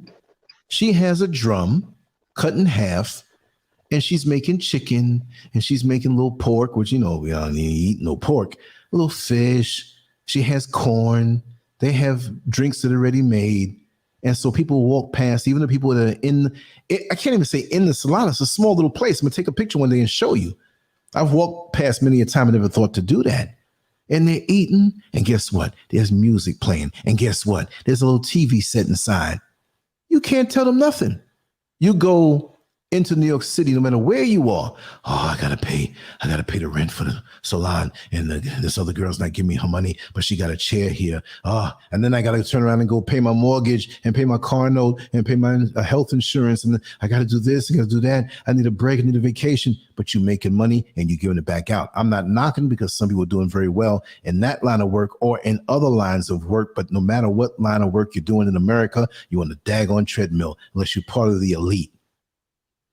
And these people out here are not even making that much money, but they're making money that stays with them more, because what kind of overhead do you need for a 10 by 10 foot spot? They have little sinks in there, little plumbing running there, like 2 little sinks, whatever. 2 women can work in there and 3 or 4 can be in there. The music's playing. The other ones are saying, oh, they'll be there and walk back to their house a little. I'm coming back. You know what I mean? You wash my hand. I'll be back. They just do it that way. And they're making money and they're happy. And it ain't big money. And they're not really worried about the jewelry and having, I got to get this big car with that. They relax and look healthy. They look healthy. They are healthy.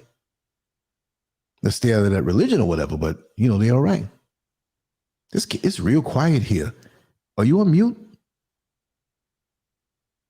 There's definitely something wrong here.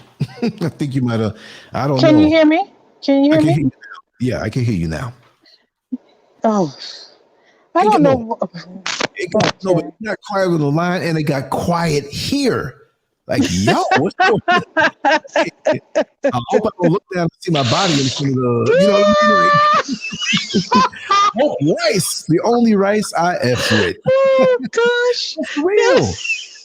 You got to be quiet. No, let me say something to Marilyn said something. Neither condition is okay. It's not romanticized poverty. Number one, who said it was poverty? Christ. See, this is the thing. The impoverished mind is worse than one who's not going after money. Because you see, I'm here in Ghana right now. I'm in Africa. Why is it poverty? Much love, hope. Why is it poverty? Much love, hope. Why is simple living poverty? Because I've seen those who are here who live simple, who would look at the American lifestyle as being impoverished for not having time to spend with your family, Impoverished, not having time to cook a healthy meal to keep us out of the hospital and not being overweight and arteries clogged and stressed out. Impoverished because the mental health is through the roof because they don't have time to sit down and relax and enjoy nature, the only thing that gives good health. The engineered man-made world, there's nothing nutritional to the mind, body, and soul. But we say impoverished. Why is that impoverished? I left America, flew out the 15th and got here the 16th. And I'm doing way better on all levels than I ever did before in my life. Fast. Right. Fast with peace of mind. I'll keep my mouth shut. Empress Elegy lets me know, don't tell too much all the way. That's right. Don't tell nothing. We're talking about tell too much. Exactly. Don't tell nothing. But and Hope Rice, who is in the room right now, has been to my home in Orlando and can tell you how nice it was. We sold it and didn't look back. And some would say, oh, well, why would you want to sell this place? Sister Hope Rice has been to the little studio room. She's been in the kitchen in the backyard. She saw how Mr. Scurv kept everything. So it was like a showroom, a palace in its own little middle-class way. For me. You see what I mean? And it's not a brag thing, but we can't throw off on others who are extracting more joy than us who have our material goods and think that we're the sugar honey iced tea. Right. Now, see, I done kicked into a different gear, and I would love to sit here and show my face, but I ain't gonna lie, I'm butt naked over here doing this podcast because it's hot in Africa. I won't show my face because I'll make a camera drop and show some other things and turn this into be like LanceScurv on OnlyFans. Hey, you already told them you have an OnlyFans page. So. I do. I didn't know in the beginning it was innocent. I'm like, oh my God. There's no pictures of nothing on it, but well, it will be here now. But for real, this is the thing. The perception that those of us who are fed into the American propaganda and the propaganda of the oppressor. And I'm not knocking anybody who wants to stay in America. I keep saying that. Right. We have family there. We have mortgages there. We have jobs there. We have our lane there. And I'm going to admit that we had our lane in Orlando too. Look, when it was time for me to leave the house and go to work, it wasn't too far by car to get to the bus depot. I had all the lights timed. If I had to get to the shuttle bus that drove me from the base, you park your car there and then you get in the bus company shuttle, because when you bring the bus back in that's already in circulation, you want your car there. So I would leave out like sometimes 18 minutes before the hour. 18 minutes before that van pulls out and I'm home. And I had to go all the way down Hiawassee and turn left and go all the way down Silver Star and get it. If I had to find a spot now and then go get the shuttle. I had science where I was there maybe 30 seconds before the shuttle came out. I didn't run in. I had to park and run out the lot and catch it before it hit the street. Right. And I knew my schedule. I knew my passengers. I did it so smooth. I was doing that for years. I drove that bus like a daggone Toyota Yaris. So me downtown, there'd be some ladies coming off the different buses, right, to get my bus, get home. And so they come and look to see who the driver is. Oh, yeah, that's Speedy. That was my nickname. You know that they used to call me Speedy. Everybody called me Speedy. I wasn't reckless. I was speedy. I was going to get you there on time. I had one lady. Right. Time I see you when I get down here and I have to pee, I'm going to hold it because I know I'm going to get on home time. Let this piss on out of me. Oh, my gosh. Drivers, I go on and miss their bus because I'm going to pee myself like I did that time back there in 1999. Remember that, Shirley? When I peed myself, that bus driver was so slow. I'm going to get home and nothing like peeing on your own toilet. I'm like, too much information. Too much information. He gonna get us home. I knew how to go around when there's a blockage, a police thing going on, or an accident happened. Don't worry, speeding nowhere to go. I drive all up in these narrow streets and whatnot. Yeah. Old lady said, Speedy, you gonna come back this way and get me? I don't want to walk to the corner. I had a real bond with that neighborhood. Wow. Yes, I did. Now, how the hell did I get on this topic? I don't know, Marilyn. You know, yeah, but we were talking about, what did she say now again? I value all things you mentioned, how the quality of life features that you mentioned are not mutually exclusive to some level of comfort. Would you live in that box? That was a place of business, okay? And if you knew what I was doing, if you really knew what I was doing out here, right? Because I'm not living in that box for business, right? But they're blow, believe me, I love my people in America. And Hope Rice. Hope. I know. Wait a second. Okay, why can't Africans in the continent have the same standard of living that their resources have created for the West? If you're on this page, you should already be intelligent enough to know why. And that's not all Africans. See, because if you depended on, first of all, have you ever been here? I'm putting you on mute, but I'm here. Okay.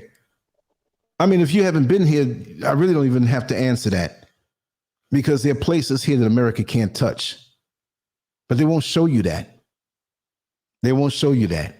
So if you're depending on what the white man, the oppressor, doesn't show you, go on your computer and Google Memorandum 46, and that will tell you why you think that that's the case. Okay, just point out the troll, because this can't be the troll. I know. But sometimes I like, you smack them around a little bit, tell them some truth. Look, that's why my ass flew over here when I saw what could be done. But the TV that you watch will show you little hungry kids with flies around their face. And then we have those of us in America who are embarrassed to identify or understand that we are African. And we bring the oppressor's mindset over to that place, and we look down on our own brothers and sisters. But guess what? When we get around that pink parasite, them Africans, they dumb. Not knowing that's you that you laughing at. Right. Anytime you see any place on the continent impoverished, it's because of the oppressor that came here and made it that way. Because of the resources here and the riches and the gold that we refuse most oftentimes to that even they rape. That is ours. But then we're so gagged by the diamond ring from the white man. But we're an African who has been taken advantage of and exploited. So I think that is something I can't live with. And as a matter of fact, if it came a time for me to have to live next to somebody who looks like me, who is so condescending, so intelligent, yet so stupid at the same time and can't figure it out, you see, then you probably would rather go around a bunch of pink parasites and be the first nigga to live in your neighborhood. You understand? So that's how we roll here. For them to put that down. See, self-hate is so prevalent, and we talk a certain way, and we just, and it's just something that I just can't deal with. I can't deal with it. And you got to go. I'm not going to sit here and deal with you all night. See, those are the type. I'm indigenous. I'm.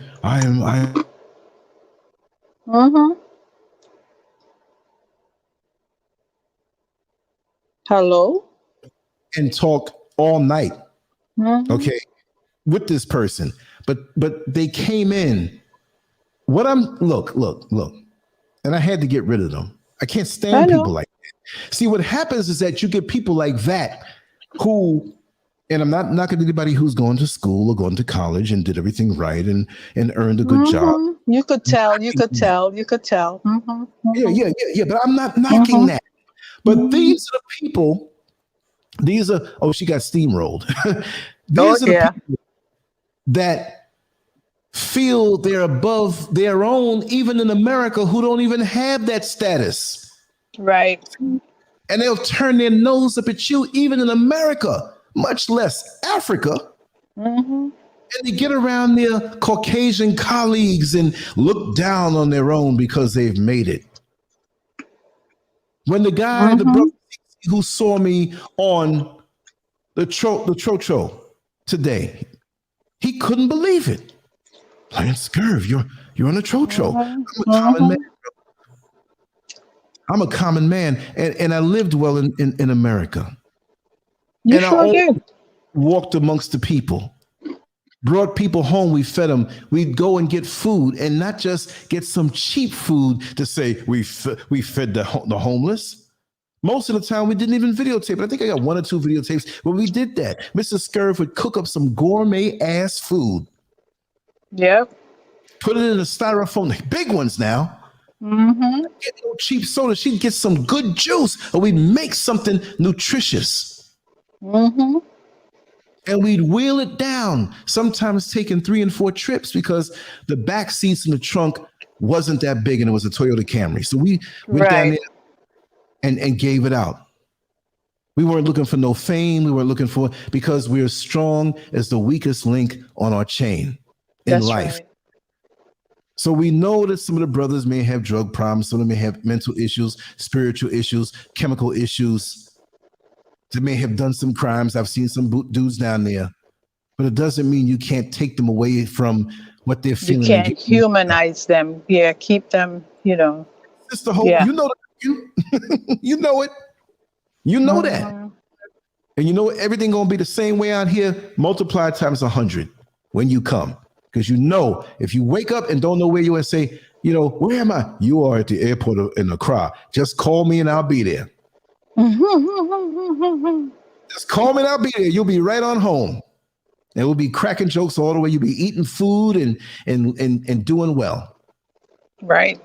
But I cannot believe a person like this. You see, let me finish what I was saying. See, they've made it in America, in the system of America. So they look at everybody else who is black. Why, little nigger, you could have done it like me. You don't know what people are going through in life when you see them in a certain position. I don't knock them when they're down, and especially when I don't know what they've been through. Because I know I've been through a whole hell of a lot and don't look like it. And been blessed to not have fallen long enough. I've had a lot of close calls in this life. But see, this is what it is. Many people come into the channel here during a live stream, or there's a lot of stupid comments they leave because they see me. They like me when I was just this blue collar guy, which I'm just this blue collar guy the same way. It was okay. He's a little bus driver. He does YouTube videos. I'm above him. I live in a more, I never rated it that way. Wherever you live, you keep it nice. Wherever you live, nice, you keep it clean. You control the interior of where you live. I don't care how bad of a hood you say it is. Inside those walls, behind them doors, it can be a palace. And it should be a palace according to what you want. But you have so many of these elite bourgeoisie, Eastern Star, Masonic people who feel they're in with those enough that they're so whatever, and a lot of them are feeling it up in their ass right now, the way the economy is going right now. So they see leave that place. Why would he want to go there? It's nothing but mud huts there. It's nothing but poor. Look, there are some neighborhoods here that don't have enough money, but they're living damn good. You know why? They're eating real fruit. They're breathing fresh air, no chemtrails. Living better than us, exactly, over here. There's pressure that you have to get to the job, and if I get another write-up, I'll get fired, and I won't be able to keep this Mercedes Benz. What are you gonna do? And they healthier. They ain't got to go to no date, no spa, or no gym. Would you live in a box? Live in a box. And again, you have some people who say something like that. They live in a mental box. She's telling me that, in a mental box. For her to be such a dumbass and say something like that, I take that serious. Yes, there are people here who don't have worldly riches and lots of things and gotta do all kind of things legally and humbly to make ends meet. But their spirit is a little different than that one who came here who may be accomplished. How can you look down on your own people? You just like the oppressor. You sniffing the oppressor's farts so much you intoxicated with his mind, which means you have your nose on his backside. Mm-hmm. You stick your tongue out and you got 3 rings of sphincter muscles around it. That's how far up his butt you are in. Before I left to come here, there was someone who knew me, who knew this person, who knew this person, who knew, and they knew when we were coming. And they called me up to start an argument about a video that I did in the past. It was totally, I explained my point of view. I cracked a few jokes, but I explained my point of view. Right. But she swung it around on Africa now. See, these people see others come and thrive in Africa. Not every country now in Africa, because there is a lot of political unrest and a lot of revolutions going on only because of that devil who wants to play with both sides, who there may be a dispute and they, oh, you can have some weapons and you can have some weapons. You little niggas. That's right.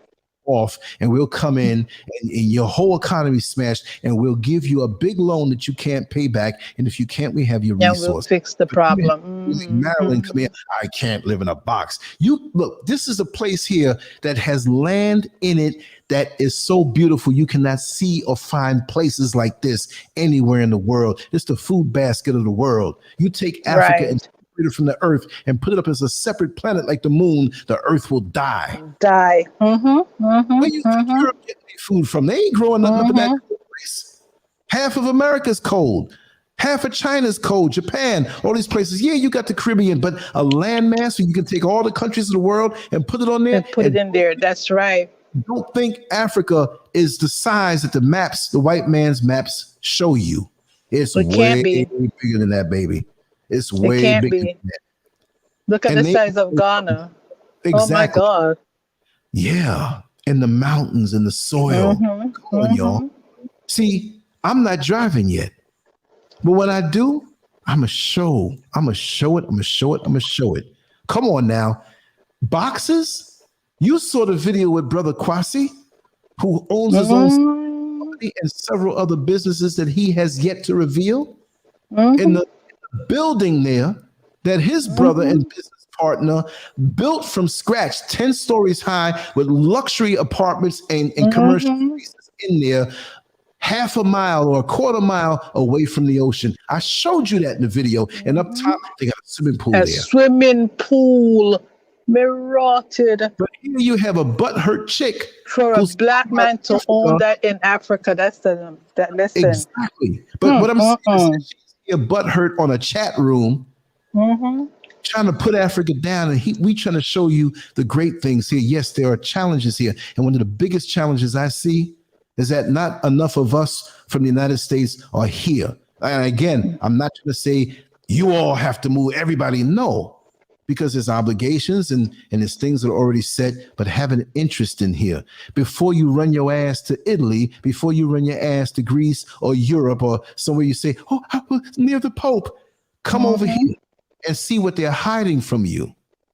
But you know what's funny? Look at how you were describing those young ladies with the container. You said it was in front of a home that could have belonged to the person who owns the container, correct? Exactly. That's the way it usually is. You know what I'm is. saying? But check this out. Why couldn't she come on and have applauded the spirit of those young girls? These girls are not even 18 years old. They know the value of money. It's not their God, but they understand the value of it. And they obviously have a deal worked out, because I think one of the girls that work in that little box owns a beautiful home that it's in front of. Exactly. I mean, you should see the size of that house and how modern it is. And it's all concrete. Ain't no wood floors or wood walls or ain't no sheetrock, no nothing. We're talking about smoothed out concrete. Solid concrete, right. You go from one room to the next, you can't even hear the next room. Soundproofed. That's what you call total privacy. Here, there ain't no wood, and I'm not putting America down because I lived there all my life. 57 and a half, I'm 58 now. But I'm not going to let nobody come because they just feel a certain way, right? But we need to applaud the spirit of those young ladies, right? Because we have enough in America who are not thinking about making no money. They think about taking a little gun and a little knife and going to the same woman who had to knock out the room and stick her up. I've got money, a whole wallet that had money in the Medina market. A young kid jumped up from behind his mother where they were selling fruits and vegetables and ran and grabbed it and gave it to me. And when I wanted to give him a sizable amount of money for that, he refused to take it. I looked at his mother. I said, listen, I got to use. She said, no. We can't do that.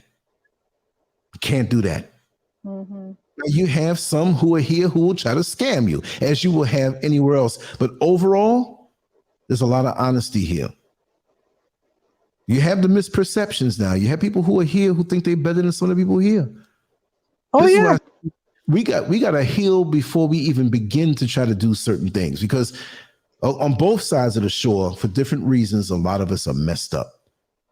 But it's people like that who will come in. I can't live in a box. Well, even if you have a mansion, you're probably so big, the mansion you got is only a box. Brother Lance. No, what I'm saying, I'm from Richmond Hill, Queens, technically. But I don't vibe with Richmond Hill, South Richmond Hill, because 134th Street was 2 blocks over the Van Wyck Expressway, divider line where Richmond Hill ended, right? Right. And Richmond Hill technically ended South Richmond Hill, Van Wyck, and 109th Avenue. But I was always on the other side of the bridge so much. I tell people I live in Jamaica, because way back in the day growing up, white folks didn't want to identify South Richmond Hill as Richmond Hill. When black folks to move to Richmond Hill, they were pushed down more to that end. They say South Richmond Hill. Right. So I don't want to do that. So I tell people Jamaica. You see what I mean?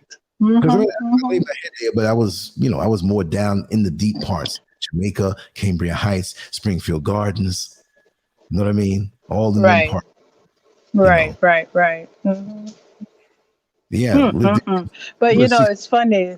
5 years old. I keep going back to the container and just the thought, because basically what you're also showing people here with money, that they can come there, do the same thing, spend less money, start up their own little business, and yes, it pays for itself. We'll see them little Eastern Star Masonic bourgeoisie type, nose in the air type, my shit don't stink type people. They don't want you to have hope. Number one, they don't want you to have hope. They don't want us. They always want us underfoot. I know people personally.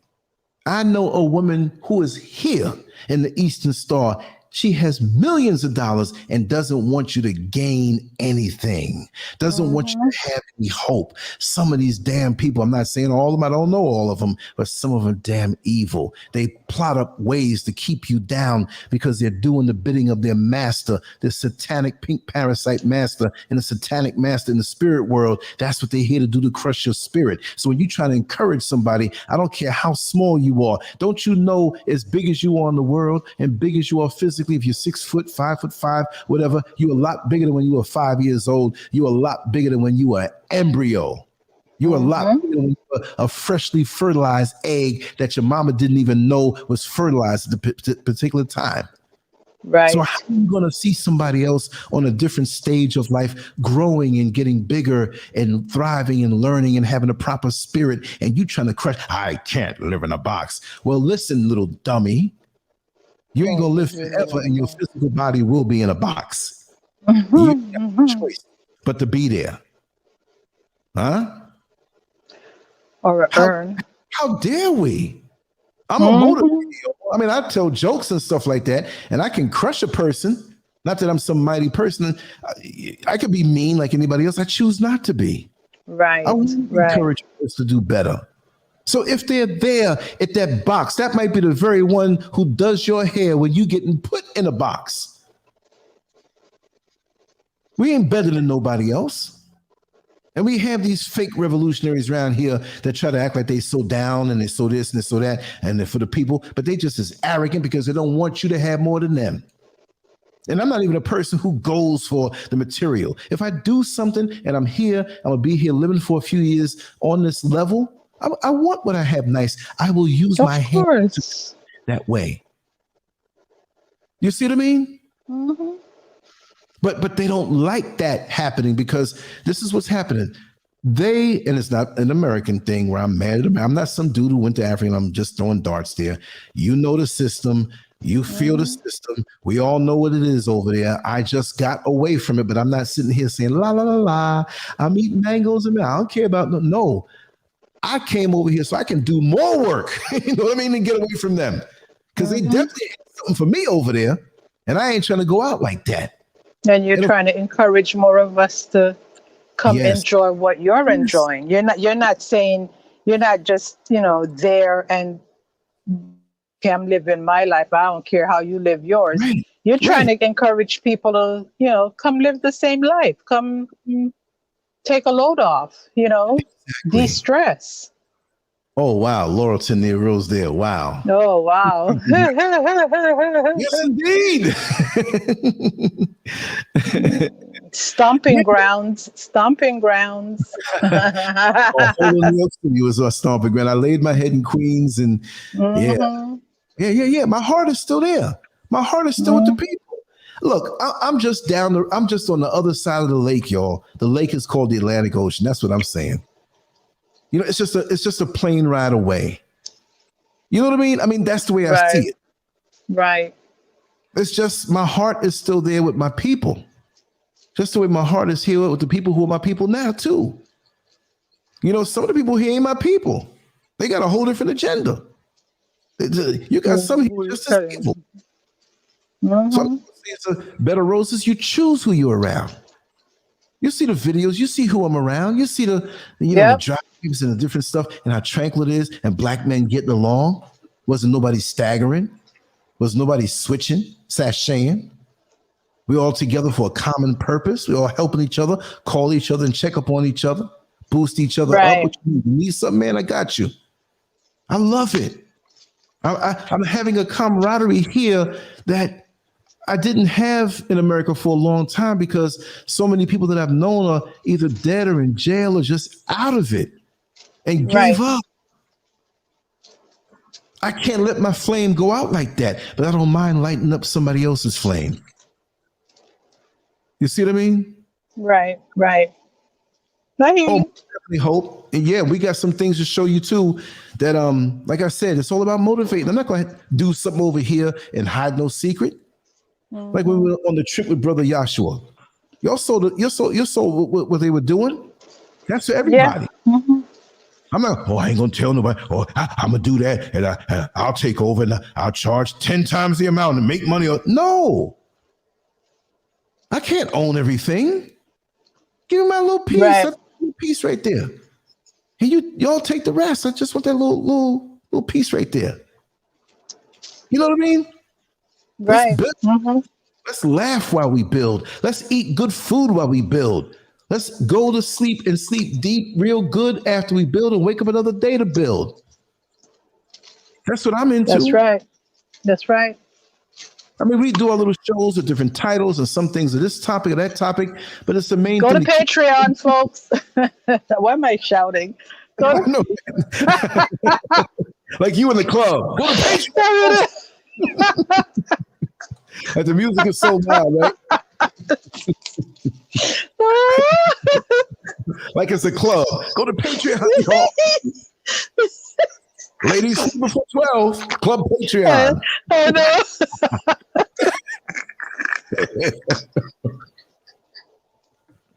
Okay. Flyers for the new club. Stick them under the YouTube wipers and let's hand them out. Club Patreon. Friday night ladies night. We got the strippers over there. Ladies free. Oh. Men's don't come until 1 o'clock. There you go. I mean, all of a sudden I'm yelling. What the hell am I yelling for? I woke her right up in the house. What the hell are you talking about? They wake up and come to you tomorrow. You know, I was dreaming. I could have sworn I heard you say go to Patreon. Go to Patreon.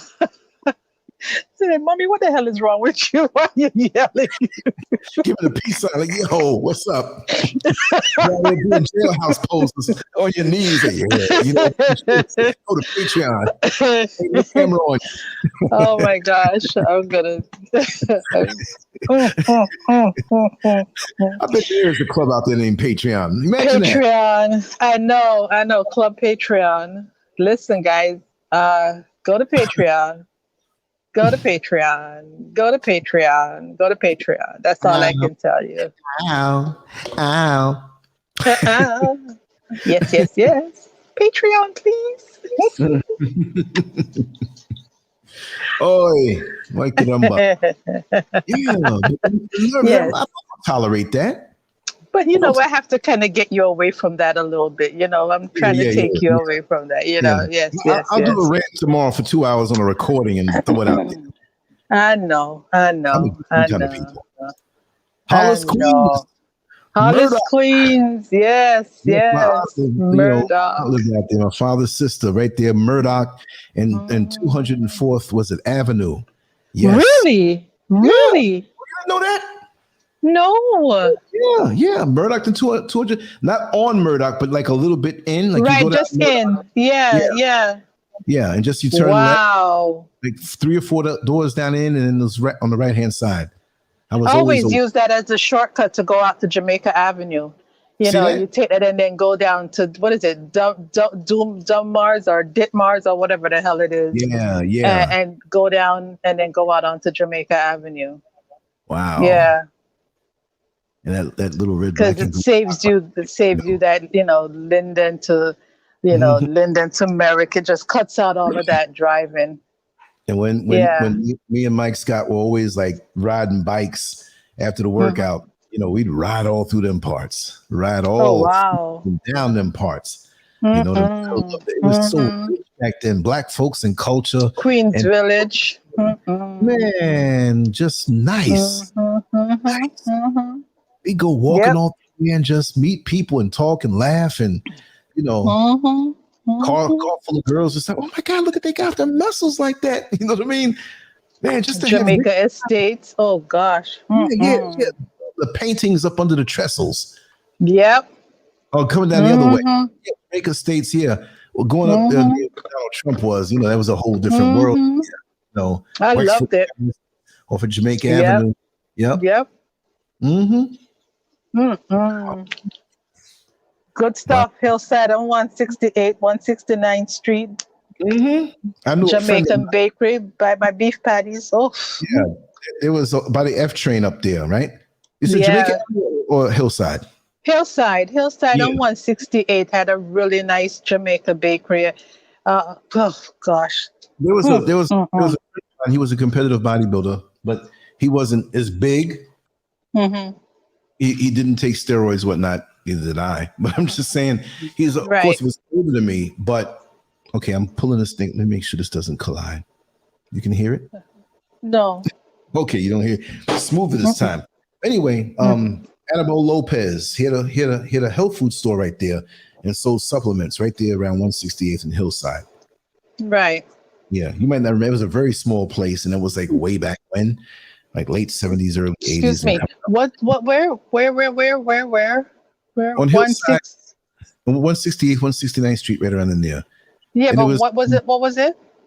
A health food store, vitamins, protein powders, and all that stuff. I probably saw it, but never paid any attention to it because I used to take the bus. You know, back in the day, you get off the train, the E or the F when it was running up on Hillside, and you get off, and you get off if you want to. How did it work? If you were going to 120th Avenue, you take the bus at 168th Street, and if you were going to Linden, I think you took it at 169. You get off front or back, and one area was for one bus, and one was for the other. So it's right there. You're in the middle, So I wasn't so much of a master from that particular point coming out because I didn't live right there in those areas, but I was always passing through. But like, like if I lived there, I would have all that little detailed stuff. When I would go up there, it was like I have to ask somebody, well, how I get here, how I get there, whatever. But on the train, I'm good. Matter of fact, on the train, we would like get on at Sutphin and ride down all the way to the end. Or if we were on Hillside, ride down to the end and stay in the seat. The people who were coming on in the morning time used to hate that. Like, you ride down from over there and get a seat. You know what I mean? I know. Cross over and get a seat, and then because it was hard getting the rush hour, so those tricks and stuff like that. Exactly. Yep. I'll keep off that subject, but I'm gonna get that lady tomorrow. I'm gonna wake up. I'm gonna drink. I'm gonna rant. Oh man. Oh dear. Would you live in a box? It depends on the size of the box. We do live in boxes. They're just divided by more boxes. People are waking up more and more, and those people hate to see that you're waking up. Exactly. It's just amazing to me. Wow. Just another email from Sister Beatrice Noel. Oh, you did? Yes. Oh yeah, it just came. Oh, let me look. Yes. So wow. But back to the subject at hand before we were rudely interrupted. As adult online content twisted our minds. Yeah, we got all into the story with DeMarco Spears, and if you Google that name, it'll pull it up. If you listen to this on the replay, it'll pull it up. But it's nothing that we could ever change and bring back to being the same. But one thing that I will say, that they did a study where the regular ingestion of porn definitely affects and warps the brain. It warps the brain. Yeah. It twists it up in a certain way. But it's not like, well, I just watched that and it's natural because it's sex and not that kind of intense, whatever. Exactly. Nah. Because you're seeing things that I wouldn't say they're not normal, but I wouldn't say they're abnormal, but they're not normal. But it's in that. Yeah. Yes, and it's not something that you're gonna do or partake on a regular basis in your everyday life. It's not normal for everyday living. You know what I'm saying? So the intensity and the extremity or extremity of what you're seeing will mess you up. Transvestite blonde models, midgets from Czechoslovakia. You can find anything on that thing.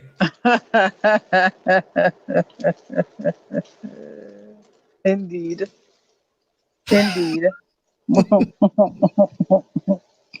Oh man. Yeah. So it's like eating junk food every day. Sugar. It tastes good. This tastes good. Oh yeah. Carl Jenkins. Not good for you. That website called Blacked. Yeah, I saw that. Oh, everything comes my way. And yes, Rugrats, Beatrice Noel is a fabulous singer. Trust me. She has a bunch of different pages and stuff. And when she cuts loose, it's like, wait a second, But that website called Blacked, the interracial thing. And see, even on that level, it's kind of like what we're talking about as far as the subject is concerned. The black man's mind has been so twisted that many still think it's heaven between the white woman's legs and status, and she wants me and I've earned it and I've made it now. And now I'm going to go into the old neighborhood and walk around with her in my arm, or, get that drop top and, the light turns yellow and it goes green. I'll sit there if nobody's behind me. So I want to sit here and make everybody see me because I've got the ultimate prize. And this porn that is not so innocent overall. Because exactly. Okay, on the flip side, we got these guilty white men who know that there's a revolution coming and they want to offer up their women, like that little kid in the drug dealer movie where he's getting shot at and he grabs the kid and don't think about that it's a kid. So he'll put his woman out there, as an olive branch. You see what I mean? And then got out there, brothers out there who, I made it. And they still got this thing in the back of their mind. And they got this, it makes it real for them. Like, look what she's doing. These white women are like that. And a lot of them are. But they don't give a damn about you. Like I said before, look at the language in these dating apps. I'm looking for a well-hung black man. Well, guess what? There are a lot of well-hung black men all through the South. And the times coming up to the very day, well-hung. Peep the language. Well-hung. Yes, indeed. You thinking about your testicles, and the white man has a fascination with it where he would cut it off and keep it like a trophy. Even to this day. Yep. A lot of the same white men who act like they don't like you, they're the first ones down on the knees asking you if they can suck it. Yes. Let's just be real and say what it is. Let's be real. There was a white man offered his wife to me. Oh, if I let you do this, I can suck it a little bit? I said, man, get out of my face before I kill you. You be sucking your own blood and your spit and your teeth all over the ground. Get away from me. Doing the bodybuilding in that time and being somebody who was personable and approachable, you know. Right. And they take your friendliness like, oh, we can get them. True. And these things have been around. You know how many white men have tried to get me to screw their wives? I can only imagine. Who says that? This before all this internet stuff was coming around. Oh, I'd like to invite you over for dinner, so and so and so and so. I was even tricked in like, oh, me, it was a salmon. I love salmon. We cool. We gym buddies. I'll go over there. Wife come out serving the food in high heels naked. Like, yo, bro. What's that? She reaching over and in my face. I'm pulling. Are you serious? Yeah. I guess you know what's for dessert. Sockeye salmon, but not the one on the plate. Yeah, she the fish and he be the sockeye. Pow! Out of here. Sockeye salmon. But yeah, that porn, man, is a powerful drug, putting things in your head, and you ain't got to do nothing. You look. The value of pizza. Now, you know, pizza means P-U-S-S. Blah, blah, blah, blah. But on this channel, we say pizza. We're very dignified here. Yeah. But the value is being so diminished. Yeah. It used to be you had to earn it. We're not talking about no gold digger business. We're talking about earning the love and support and the soul and the heart of a woman. Many brothers hear this. Oh, you simping. Oh, that's really sad. Now we know that when we say the woman is heaven on earth, and we symbolically say the gates of heaven are open when her thighs are open, not in a demeaning way, but when you look at this woman who, now she got her head on straight and she's a faithful, loyal woman now, all that good stuff. But that's what we're talking about. We're not talking about superficial stuff. And we're going to talk adult. And you earn her attention. And she knows that you've committed to her and she's committed to you. Right. She can't help herself if you're doing the damn thing. You're taking care of business. You're securing her. You're making her feel loved and you're making her know it. My man is getting it for me and working. And I know he loves me. You hear? This dinner here is going to be the best shit that he ever tasted. And after he finishes eating, this is going to be the best thing he ever tasted. Not that that's all she has to offer. But we're talking commitment and all of that now. And you know you worked hard and you know you bring home every penny and you know, and it's not a money thing, a white man money thing. It's a keeping it together and building whatever it takes. Exactly. Without reducing yourself. And more so, those of us black men who have to live in this society, and take the punishment, the psychological punishment, knowing that we're a king in our house, but for the most part, they want to reduce us to a little boy, and they do not like to see your woman, your black sister, treat you like a king. You want to piss them off more? That's true.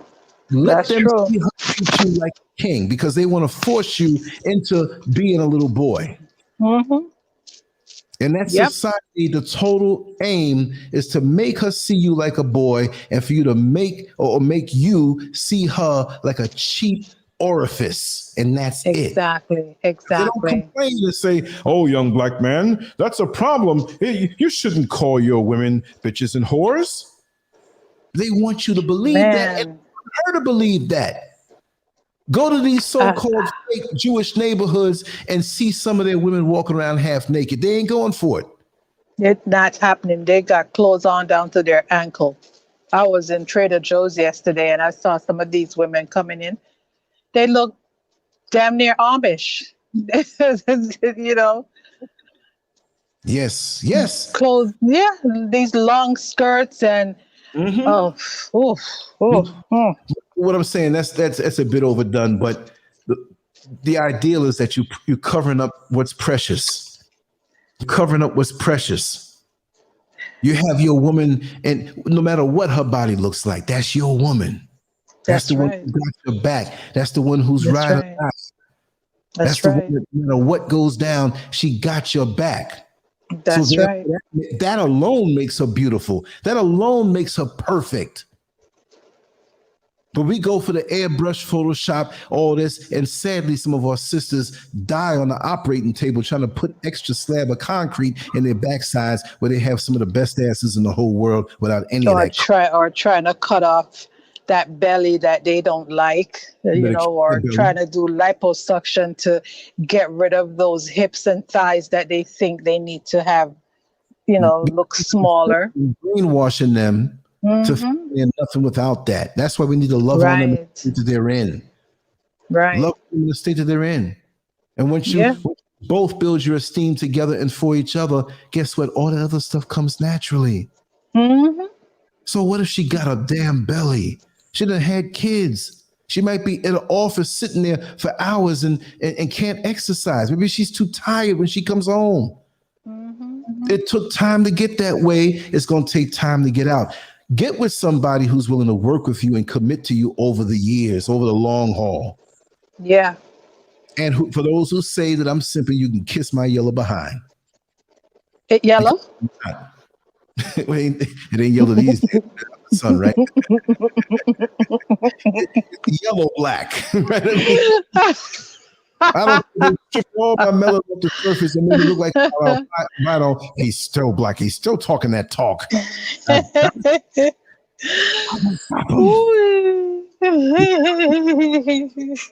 the deal. Yes, indeed.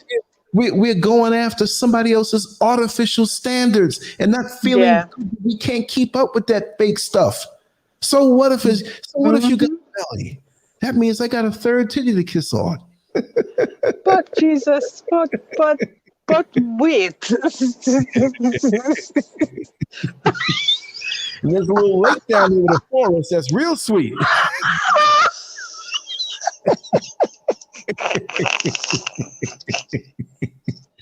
You know what? You're a bloody mess. A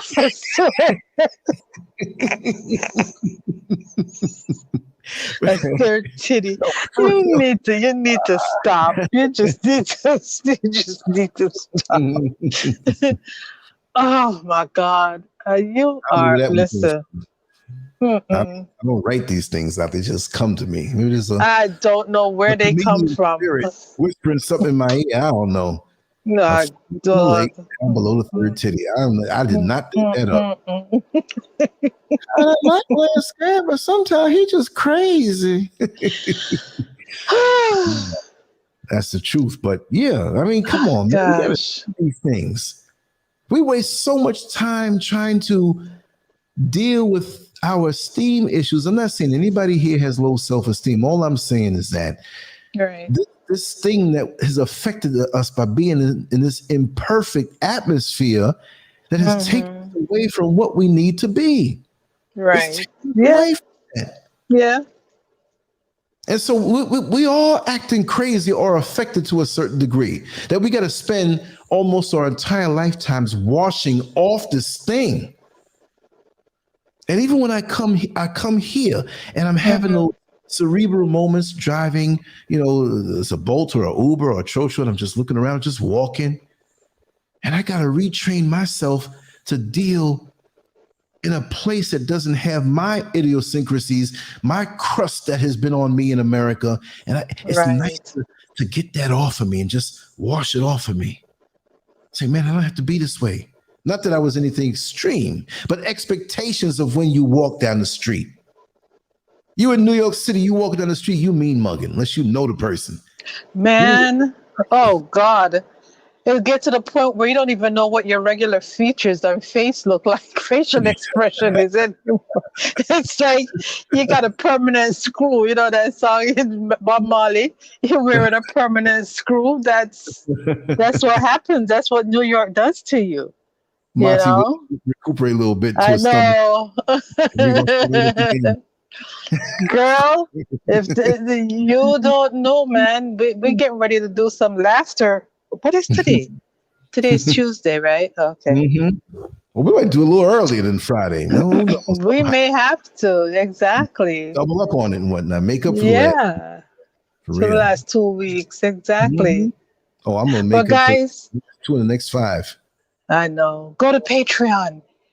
Pay $1. We got a good one on there. It's really, really, really good. Really good. Oh, my God. Really good. It was good though. It was good. Because you're asking me. You're asking moi. No, because I don't know. Good. I just go off and get into my own world, and you ask me some questions, and it was about. It was excellent. It was the sister show to The Psychology of the Blowjob, right? And those who heard that, it's not some trashy show, but this was Real Confessions of a Lingus Lover, right? That was the name of it. Something like that. I never remember. Yeah, you trying to hide, right? Lingus meaning part of cunnilingus, right? And we got mind, body, and soul into it. It's not a trashy thing.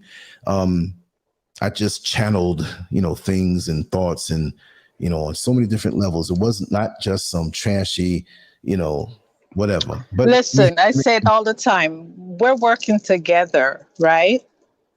It can't be trashy. We're working together. So there is no trashy. It's just we're good stuff. in love together. Something like that. Something like that. But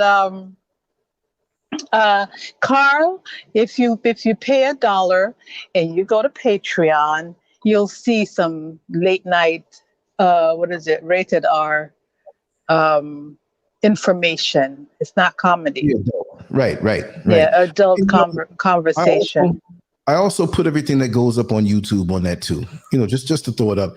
In $1, it's just a symbol of appreciation. That's all it is. Right. And really with Patreon, putting it up there and on LanceScurv.com, still under Patreon, it's just that we can put those things out there because the kind of things or the depths that we go into on those shows, they would ban us. Even though it's not like filth, they would ban us. Because it's right. Because they're trying to come at me that way, with all these different things, trying to shut the channel down because they know how I flow when I speak about the other things like racism and speaking bold and not and speaking with no fear, no matter what we do. So they look at everything, they go through with a fine-tooth comb, and so that's why every single thing will be on Patreon and on LanceScurv.com. But LanceScurv.com has the writing and the artwork and all the other stuff and extra stuff.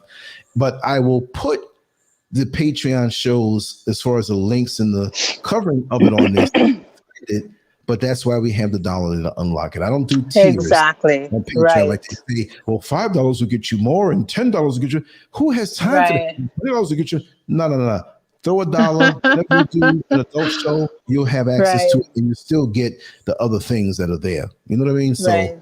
And I want to do more. You don't want PG-13, Carl? You don't want PG-13?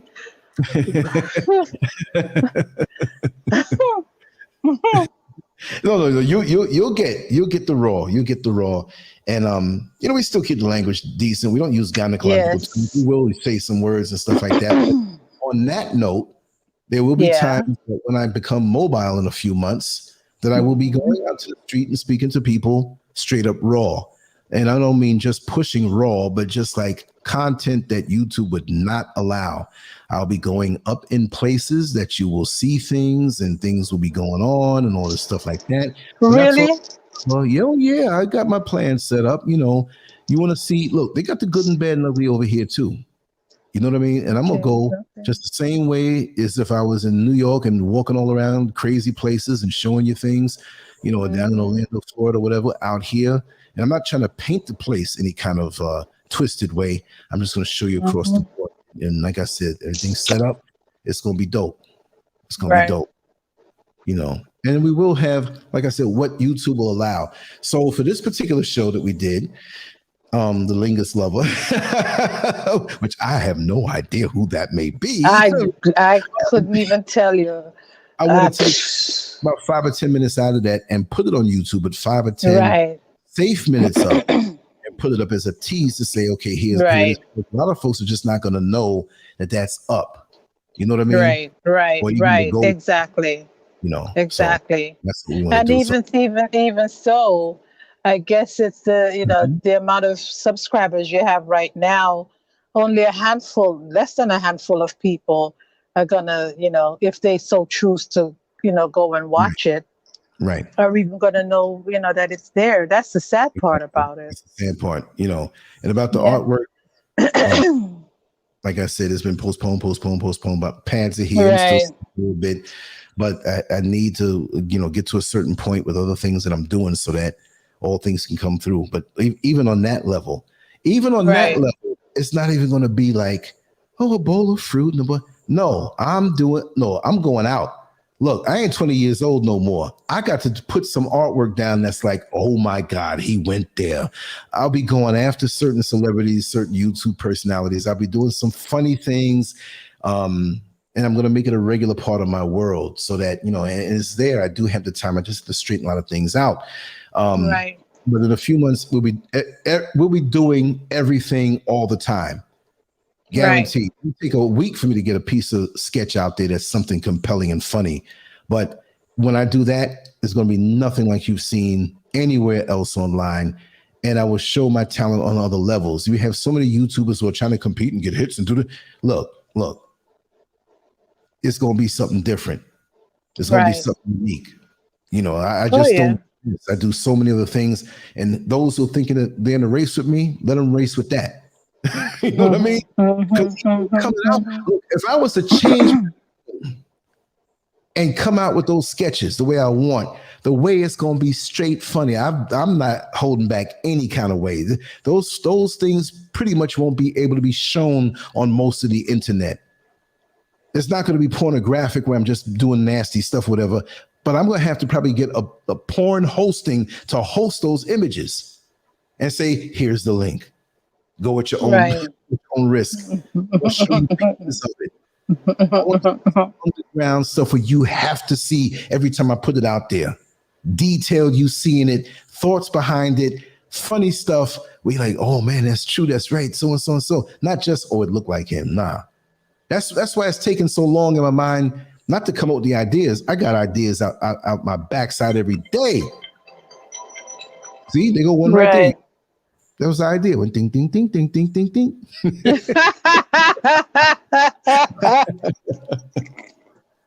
for real though. Oh gosh, that's true. I want to leave a hardcore legacy and laugh as mainstream ignores it. Like, because I'm not looking for mainstream. Mainstream will come, see what they do. They wait till you die. I'm living life now and enjoying it. Back in the day, decades ago, artists did not have these kind of platforms to talk with the people who get down with them. This is heaven for me. I don't care about the white acknowledgement. I get my own acknowledgement here with my own people. That's right. See what I'm saying? So I don't care if it's not, you know, I may say YouTube 107,000. If it's 1,000 strong, I'm good.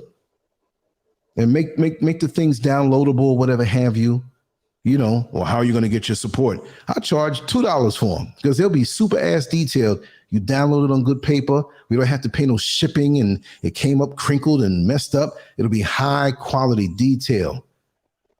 You go print it up at the art shop and put it on the frame, whatever frame you choose. I'm just producing it. That's right. $25 for this. No, $2 or $3. Oh. You spend more. I guess more. Yeah. That's whatever it is. I'm not trying to say, well, you charge 10, you can get more. See, that's some greedy fools. I just continue to allow me to flow. That's all. I'm chill. I pick a mango and eat and come back and do some more. I'm not sitting, I've got to have this Rolls Royce. I've got to have this. No. Let the butthurt people who can't live in a box think that way. I'm free. I gotta have my Bentley. Go ahead and manage you for that. I love you too, Hun 89. Hey. Shoot me an email, Hun 89 LanceScurv.com. Lance@LanceScurv.com. All right. Let's be real. Let me just be real. Let me just be real. To be real, it's got to be real.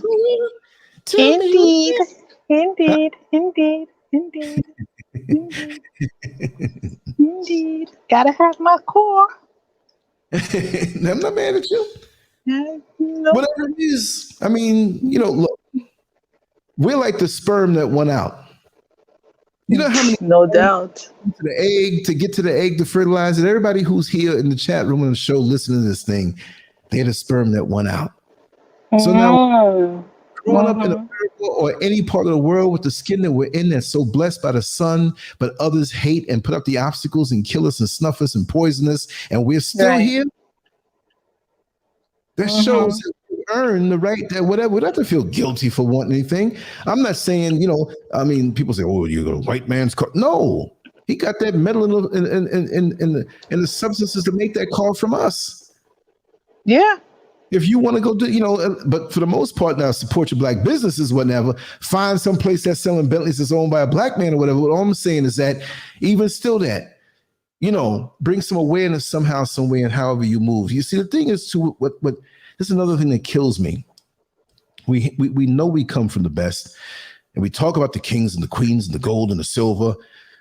They make it seem like you're supposed to feel guilty. Look where we grew up. May not feel guilty. As a people where we come from, look where we're supposed to feel guilty about the gold and the silver and all the resources that are in the cell phones that can only be gotten in the Congo. We're supposed to feel guilty. We're supposed to show the white man, we're waiting on Jesus and praise the Lord. No. You see what I mean? Yep. Listen. Don't be afraid of luxury. But look, we are luxury and we deserve it because we're the people of this planet. And anything that's like you living in a house, growing up in a house with parents. And I'm using money as an example. I'm not saying money per se. Hold on. The truth. This is how you get blocked. The truth. This is how you get blocked. Don't be telling me I'm asking for too much. And I know you're joking. I ain't asking for too much. That's what I want. There you go. That's right. What I'm going to get. That's right. See, this is the thing. There's always an entity that's trying to pull us back to what they say is earth. No, we're the builders. We're infinite. Like even when I was speaking to Brother Crossy the other day, we had a long conversation over the phone in the morning. And he was saying, no, the sky's not the limit. The sky's the starting point. That's right. It's the starting point.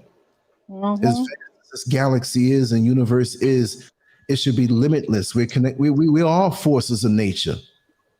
Right. What is it that we see out in nature that's not part of our body? Exactly. We got gold in us. Yeah, we got calcium in us and silver in us. Yeah. And iron in us. That's and right. Water in us. That's right. Electricity in us. That's right. sunlight in us. We are nature. So we should demand anything around us and want the best. But like I said, that there are many people out here that all of a sudden they become conscious and they all of a sudden want to knock you and look at Africa, especially. I'm gonna bring it back to that, but not to that lady. I'll get her tomorrow. No. The truth is just plain, but you don't want to put certain things out there like that. You know what I mean? Exactly. Never limit yourself. Never limit yourself. Toyotas are nice. There's nothing wrong with them, but right. That's not my car. Exactly. But just but look, if I was thinking beat down and hopeless and defeated, man, what I see coming, oh Jesus! I've got that phone call tonight. That's all I'll say. No, nope.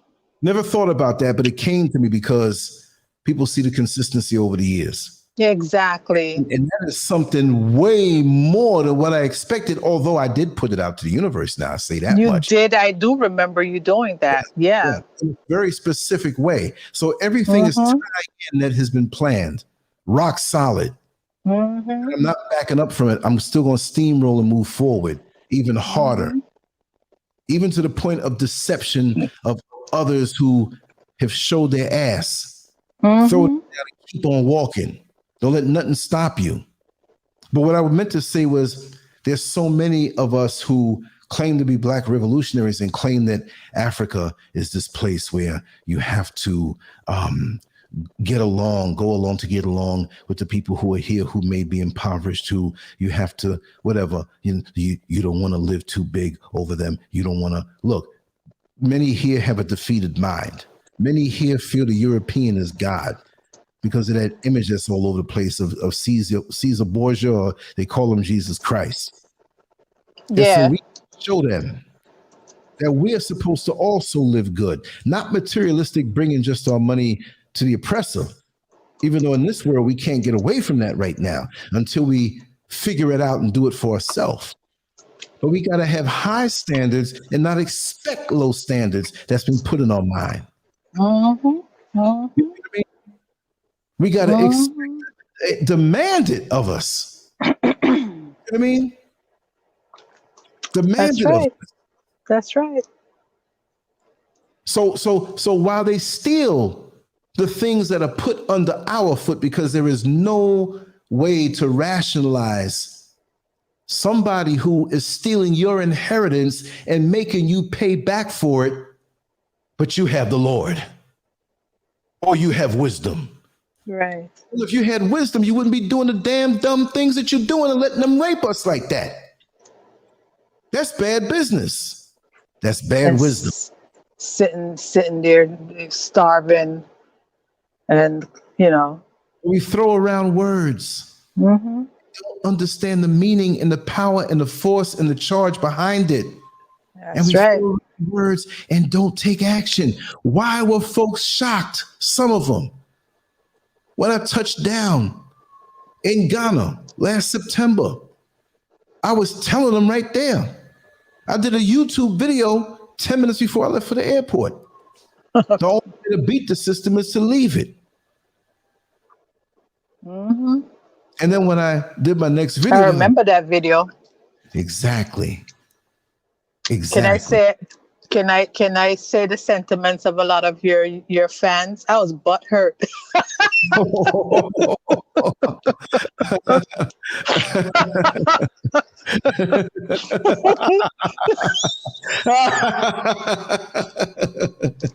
Wow. Oh man, you got away with words.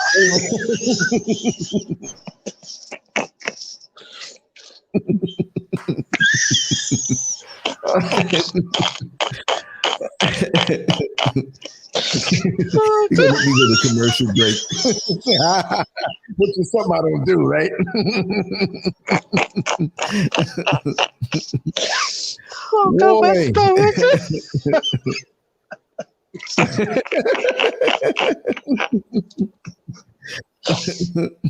Can I come back from that one? No,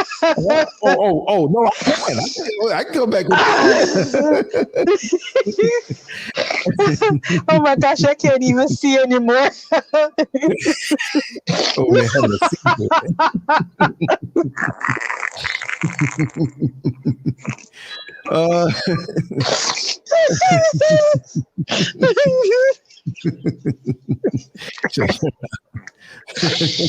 Oh my gosh, I can't see. You can't see. That's some hard laughing, right?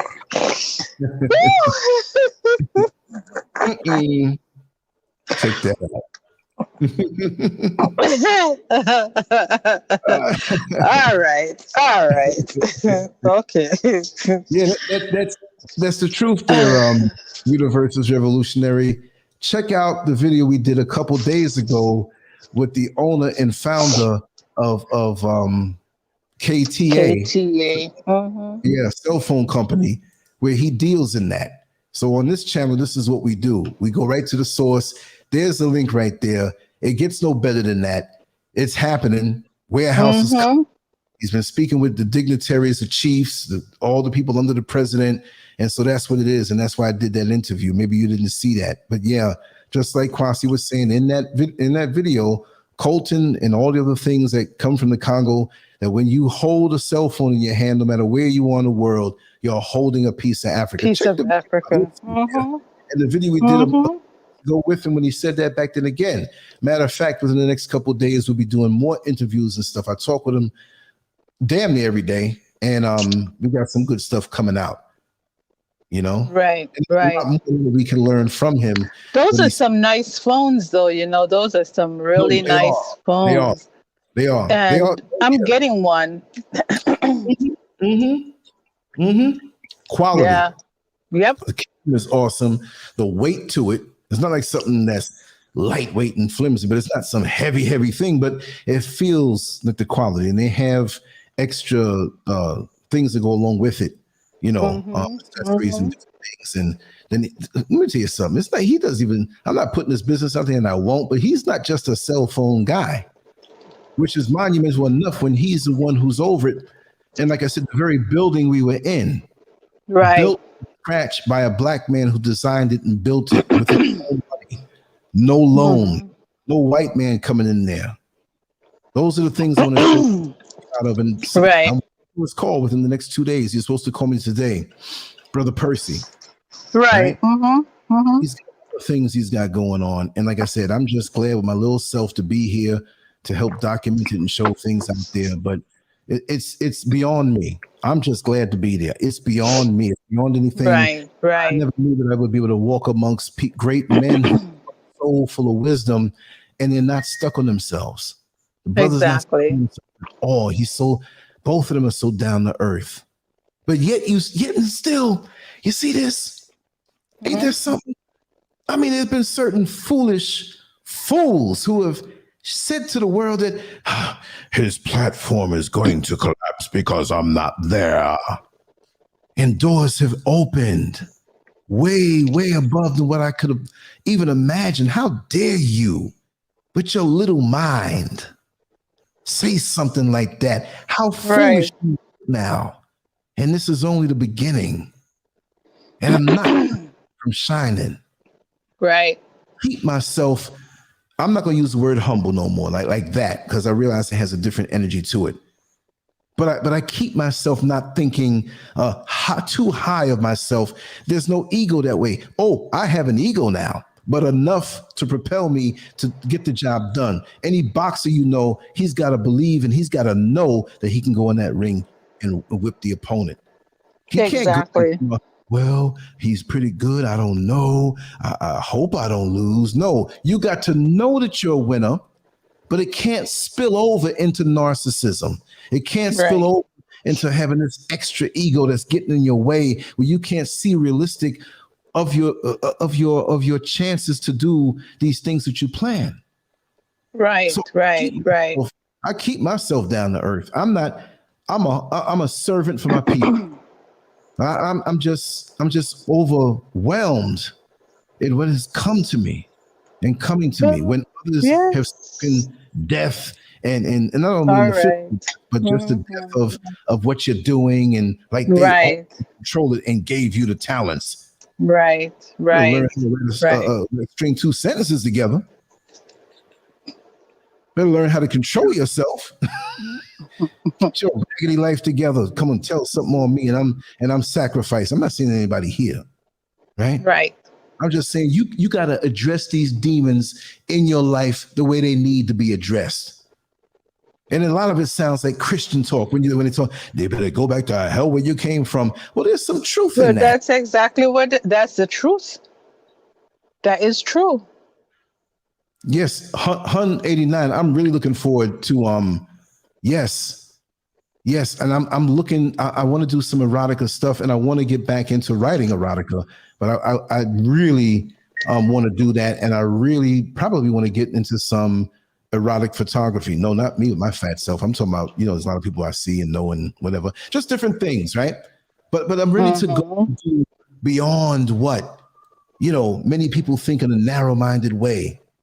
They see you doing it. Now I'm going to copy it, and I'm going to, copy all the other stuff. Right. Be yourself. Stop trying to tear somebody down and build other people up. That's what this is all about. Right. Because I'm going to keep on laughing and keep on expanding and keep on creating. I'm a creator. Others say it, but I know it. But some are creators only on certain levels. You know how it is? Some of these fools only create chaos. Oh, wow. See? You're so right. You're so right. So I can't deny that they're creators.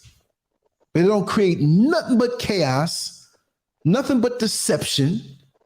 They tell you one thing and they live in the next thing. Huh? I know. That's true. That's true. I'm saying ignorant. I've been new. Yeah, you have. That's why when that negative stuff goes away from you, you're like, you done did me a favor. And that's the way we all need to be. We don't need nothing or no one who brings a negativity to us. I don't care who it is. You're going to feel when they go away like you took a real good dump. Sorry to get lewd, and I hope you're not eating, but it's so good. You're sitting there after like, oh man, that was good. I can't even get I gotta stay for 2 minutes. Yeah, them vegetables, boy. I'm not talking about straight with the meat.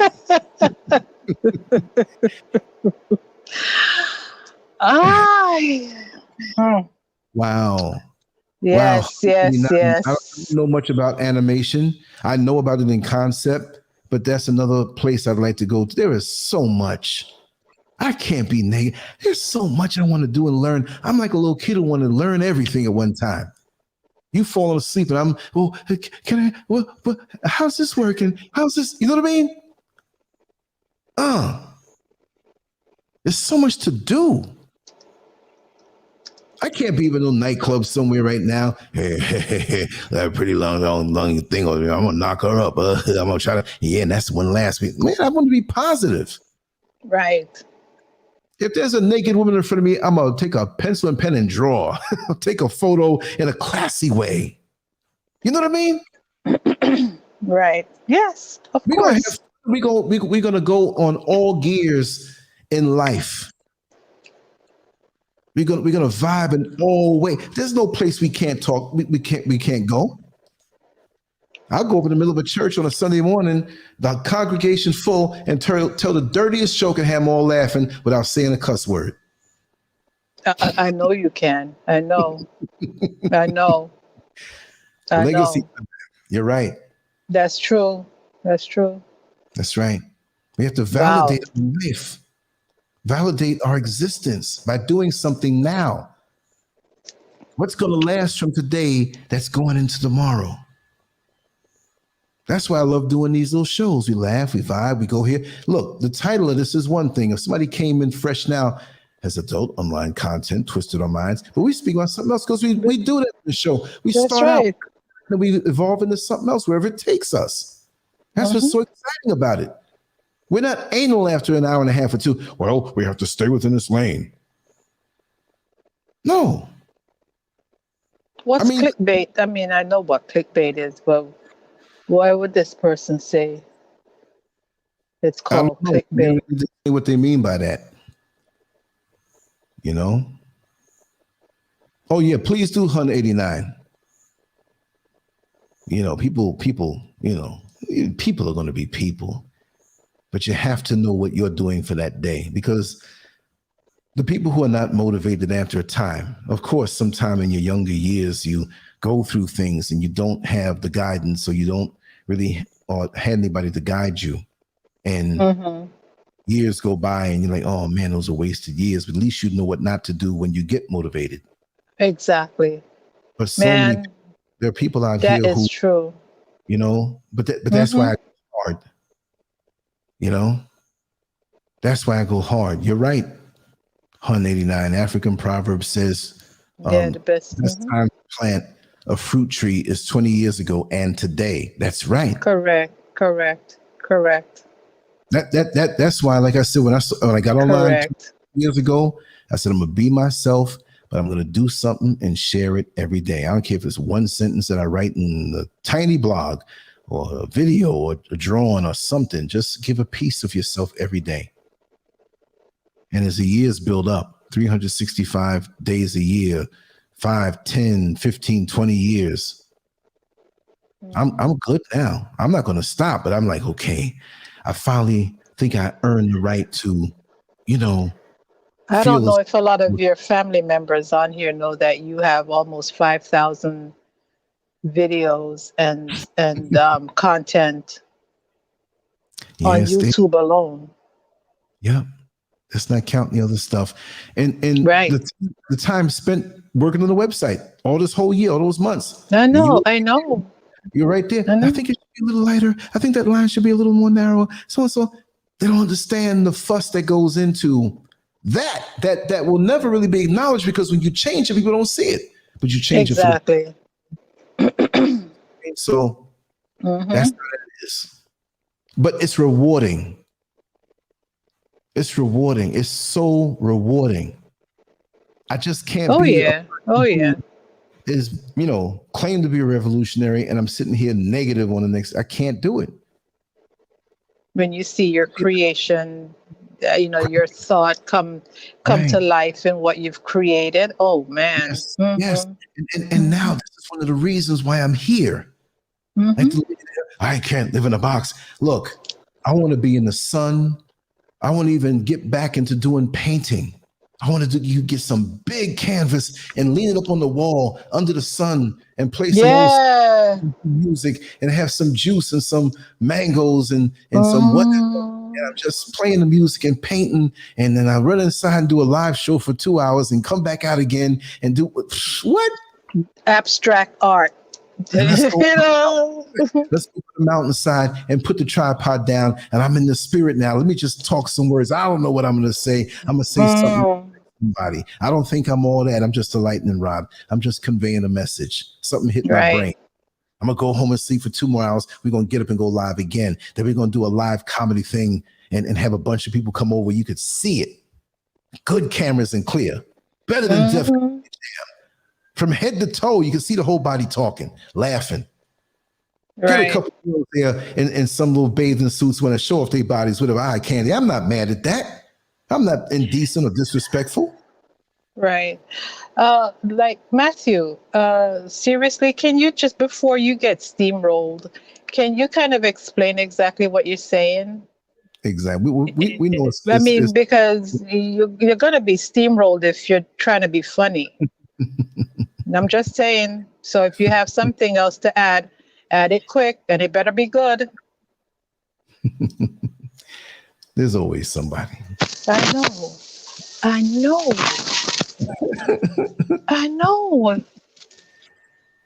But why? like I said, no, but that's how certain men are. They I must say it. Like, okay, I'm 58 years old, right? You get some men, I'm gonna say it again. They last time I checked, right? They get mad at you at this age, looking at you and mad at you for the pizza that they think you got 30 years ago. Oh God. So wow. Things because they're deep down like, how is this guy talking like this so confident? You said go to Patreon for $1. Look, let's break it down. How many programs do I have to pay for every month? How many? My computer just broke, and I had it for the last 3 years. I worked it every single day. If I leave out, it was rendering videos or doing live streams. Luckily, I had another one to switch it up. Boom! I got those modules in Africa that need to be repaired. Right? The shipping costs of it's going to be phenomenal. Okay, I got to pay that. Right. You know, I don't put this on people like I'm psyching them, will make them feel good. They got to give nothing. No, I'm saying it comes naturally. Cyber pimping. Cyber pimping. You know, I'm going to delete it eventually, right? I'm going to delete it. I'm just waiting to see. I know. But I'm saying, tell me what aspect of my life is. If you knew how much sacrifice, and I have nothing to prove to you, I don't even know who you are. There's always somebody that comes around. But if you really knew, you really know how much that's so far away from the truth. But, you know, and I'm having a good time. I know. Look, I'm in Ghana. It's nice and hot. I'm butt naked. That's why you don't see me. I'm doing a nice show. We talk, we laugh, we're having fun. We're just chilling out, vibing. Right. I'm not Lance and guest. Yeah, I'm not calling my sisters no hoes. I'm not mad at nobody. You know what I mean? We're hanging out. We're having a good time. I don't know how other places do it, or other channels do. I don't know. I've seen it, and there's no drama here. Can't we have a place where there's no drama? It's crazy. I agree. Some people only create chaos. That's their job. Separation and chaos. But check down to the last decades. 2 decades. 2001, 2011, 2021. You understand? I'm not backing up for that.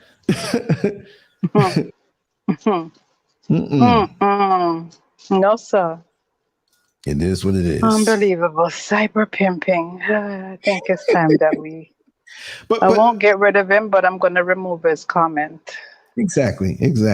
Wait to see what other foolish things we could shoot it down. But isn't there enough of that terminology of what he described online? Every 90 seconds, go to my Cash App, go to my PayPal, go to my Patreon, go. And then you get there, and the cheapest you can get in for is maybe $10 a month. That's crazy. You know? That's crazy. Or $20 a month. Some of them, the cheapest you can do a Patreon. That's like, what do you? I mean, what do you have that I need to see? That's that I'm going to pay $150 a month. Shoot. That's why I can't do it. I can't do it. That's why I said $1. I can't. Of course. Some who give more than that. And like I said, again, we said earlier in the show, do know that everything that's given goes right back to the equipment and paying for the programs and all of the stuff. Even my own effort, taking hours and doing these banners and stuff, I don't charge for that. That's not. I love doing that. Damn. That's right. I mean, people out there who straight pimping, making a lot of money. I know. Like, I'm not mad at what the next man gets. I'm good with what I get. But I know. Like, I worked all my life, and I must be getting something from somewhere else. But they think everything is just this because I put a lot of shows out there. Sometimes 2 a day, 1 a day. Sometimes I miss a day, and if I miss a day and you see me miss a day, you best believe I'm doing something to go along. Exactly. Tomorrow is going to be 10. You miss a day tomorrow, you got 10 things coming. So. That's right, because you missed a day because you were working on the content that's coming tomorrow. Right. And sometimes that just happens. Yeah. Exactly. Right. Mechanic shop can't be open every single day. They gotta straighten them tools out, get everything up to, and there's a business behind that. And I'm not saying business like money business, but there's a business of strategy and planning and getting around. Brother Kwasi took me to a whole different level. I know. Took a whole different level. I'm gonna tell one. Opened your mind. He's so creative. It's not just a cell phone. That's one thing. He's creative. That in the future fonts of all his businesses, He created his own font and trademarked it. What? The whole alphabet, but especially in the fonts that he uses for his different businesses. What? The wine, the restaurant, the this, to that. He sat down with me on the rooftop up there, 10 stories up, looking over the Atlantic Ocean. You saw the interview. I just dropped it in. And he was telling me, and he went deeper. He said, Lance, look at the letter A. We created that. Nobody can use that. Oh, and wow. He said, with the other businesses, you'll see in the neon lights or the bright lights or whatever, when it's up on the building or whatever, but slowly it will throb, but the A will stay lit, letting you know that it's in connection to these other businesses, that special font. I'm like, yo, that's brilliant. Unreal.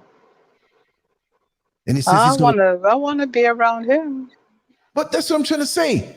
He never came in, cyber pimping, or like the other lady, living in a box, or what? Come on. And just think, not too long ago, they can't be melanated people. They've come to that conclusion. Okay, Hun 89. As I talk, I'm gonna go there right now. I can't wait because I know they have this new style of artwork and 3D. Yeah, there's so much that I need to learn and want to do, and I want to just dedicate my life. I really want to do the art deep, and just, Okay, let me see. Okay, what did I do here on this email here? Hold on a second. What? It's giving me a welcome thing here. Wait, let me go back into it again. What, ScurvMedia? Oh, no. Lance at LanceScurv. Oh, meet your encrypted. What? Okay. I don't want to see this. I'm trying to get to the start using Proton, man. I've been using. Did I hit something? Hold on. Let me. Oh, I see it. Yeah. Is it a new feature? But I need to get past this. I can come back to that later on. I want to see what Hun sent me. Okay. Let me see what's next. Import messages. I just roll with it. Oh, wow. Start import. No, I'm just trying to get into the mailbox. Hold on. Ooh. Okay. And this is me too. I mean, I see that it is me. Let me see, switch account. Because we got multiple names. Okay. Okay, now I have to sign in. So I wasn't signed in before. Okay, yes. I see you, Hun. Hold on now. I see the different name, but I won't say it. Okay. Wow. Okay. It says prepare to have my mind blown. Let me look at this here. Wow. Okay.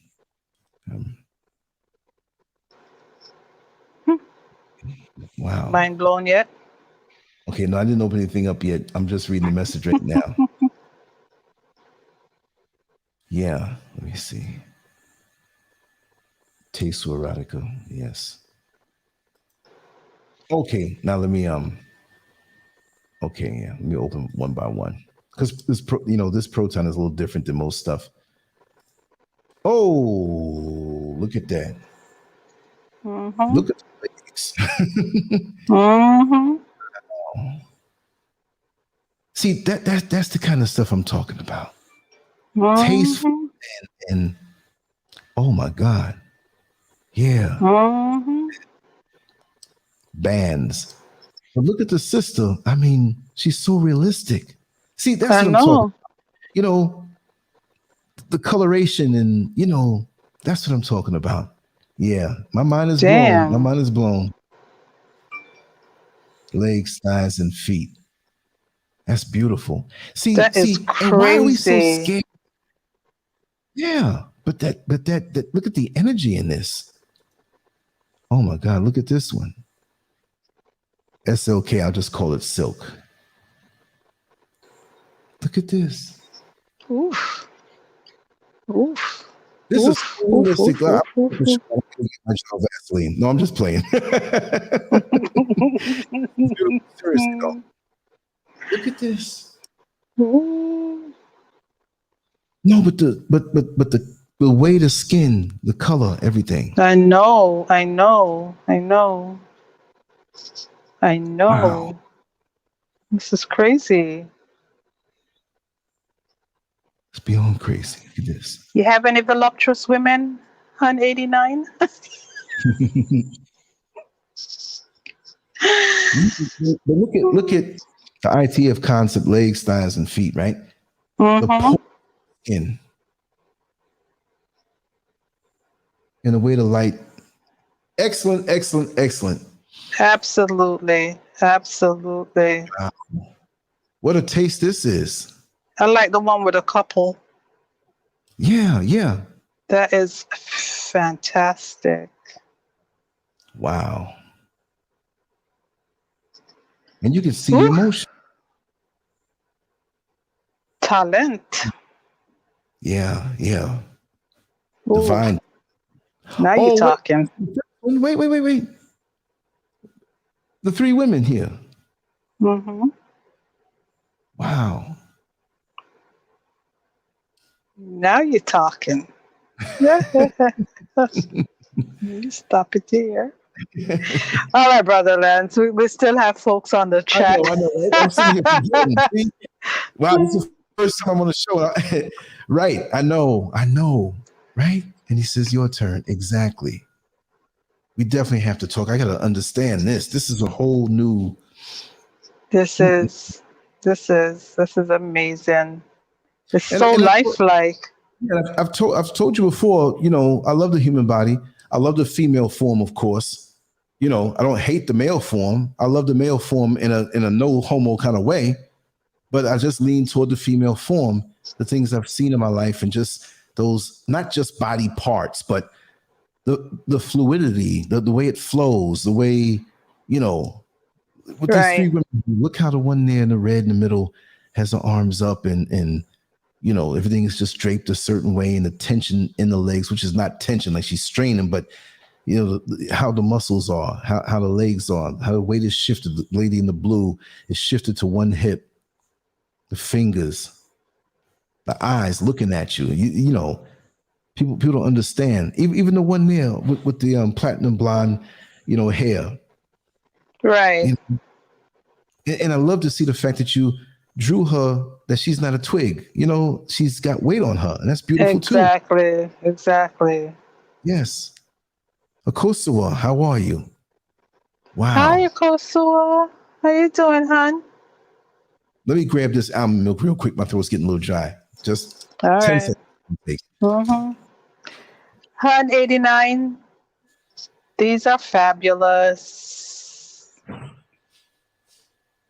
Absolutely fabulous.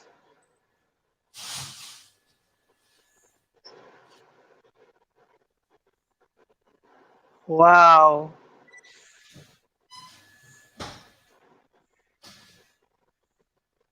Look at those legs. Anyway, yes, you want to see Eric? I'm so sorry, I don't have it to show you. Wow. But see, this is how we have to use social media. We had fun. We said jokes. We said some serious things. We flowing. It's not like when you hang out with friends, you have an itinerary. Well, at 3:10, we're going to speak about this, and 3:05, we know pretty much what we're going to talk about when we put out a show, but after that, we just have to flow and hang out. That's exactly. Oh, snap. Yeah, I got it up here on the. I'm just looking at it. Oh, snap. Which one didn't you see? Which one didn't I see? Which one haven't you seen? The latest one. You need to look at the latest one. Right. Because. Okay, cool. Okay.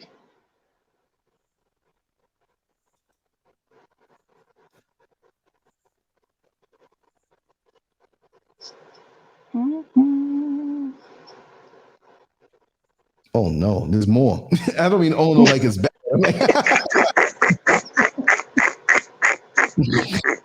Oh snap! Indeed. Indeed. Wow. This is phenomenal. Yep. Look at meeting. Oh, wow. I know, I saw that. Even, you know what caught my eye with his hand on the right side, the shadow, just. Oh, yes, yes, yes. All the details. Mm-hmm. Look at Night Out. Yep. You know what time it is there.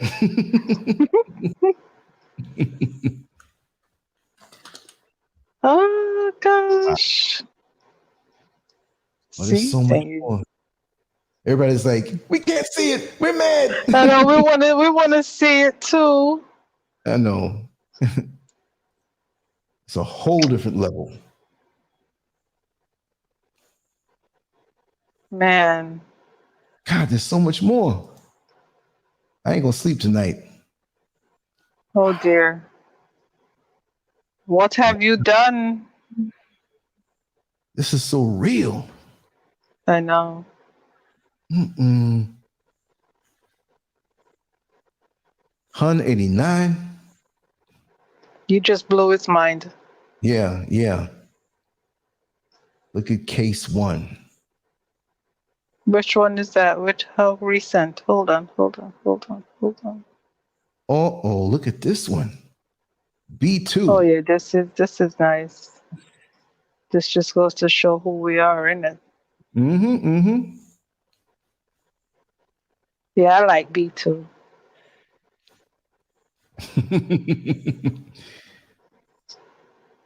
Okay, look at this. Wow. Yeah. What I'm gonna do? We're gonna wrap this down soon because this is gonna be an all-night thing and whatnot. And I know. We're sitting here on a show. You might have to go edit this. Yeah. No, that's cool though. It's cool. All right. Later on tomorrow. Oh man, there's just so much. It's awesome. Wow. Oh damn. Honey 21 on the couch. Wow. Mm-hmm. Look at the couch. I know.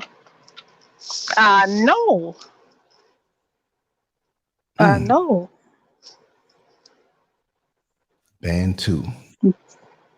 Yeah. I'm clicking all through them fast and looking at them whatnot, thinking I can talk. I can't talk. Looking at this. I got really look at this. I know. You have to be able to give it all your attention. Yes. Wow. Ain't this something, hon? 89. Long time listener. That's awesome. That's awesome. So you pretty much know what I'm about. You know what I mean? So that's what I say with the beauty of social media. To come out here and be yourself. Sometimes I'm mad, sometimes I'm sad, sometimes I'm pissed, sometimes I'm funny, sometimes I'm a jerk. You know what I mean? Sometimes I'm aggressive. Just being myself where you feel comfortable enough to share something so precious like this with me, with all your hard work, proves who you are. It's not like you're telling me you're proving it. Although I try not to doubt anybody, but you're showing and proving like I've shown and proved over the years, just being here. And that's why I appreciate you so much. We're definitely going to talk. The details on this thing, man, the details. I know. Down to the fingernails and the nail polish and the manicure. Oh, God. Oh, man. Tell me about it.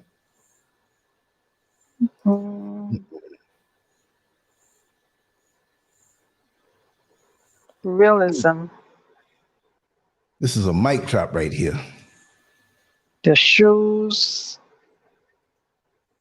The foot. I know. The feet.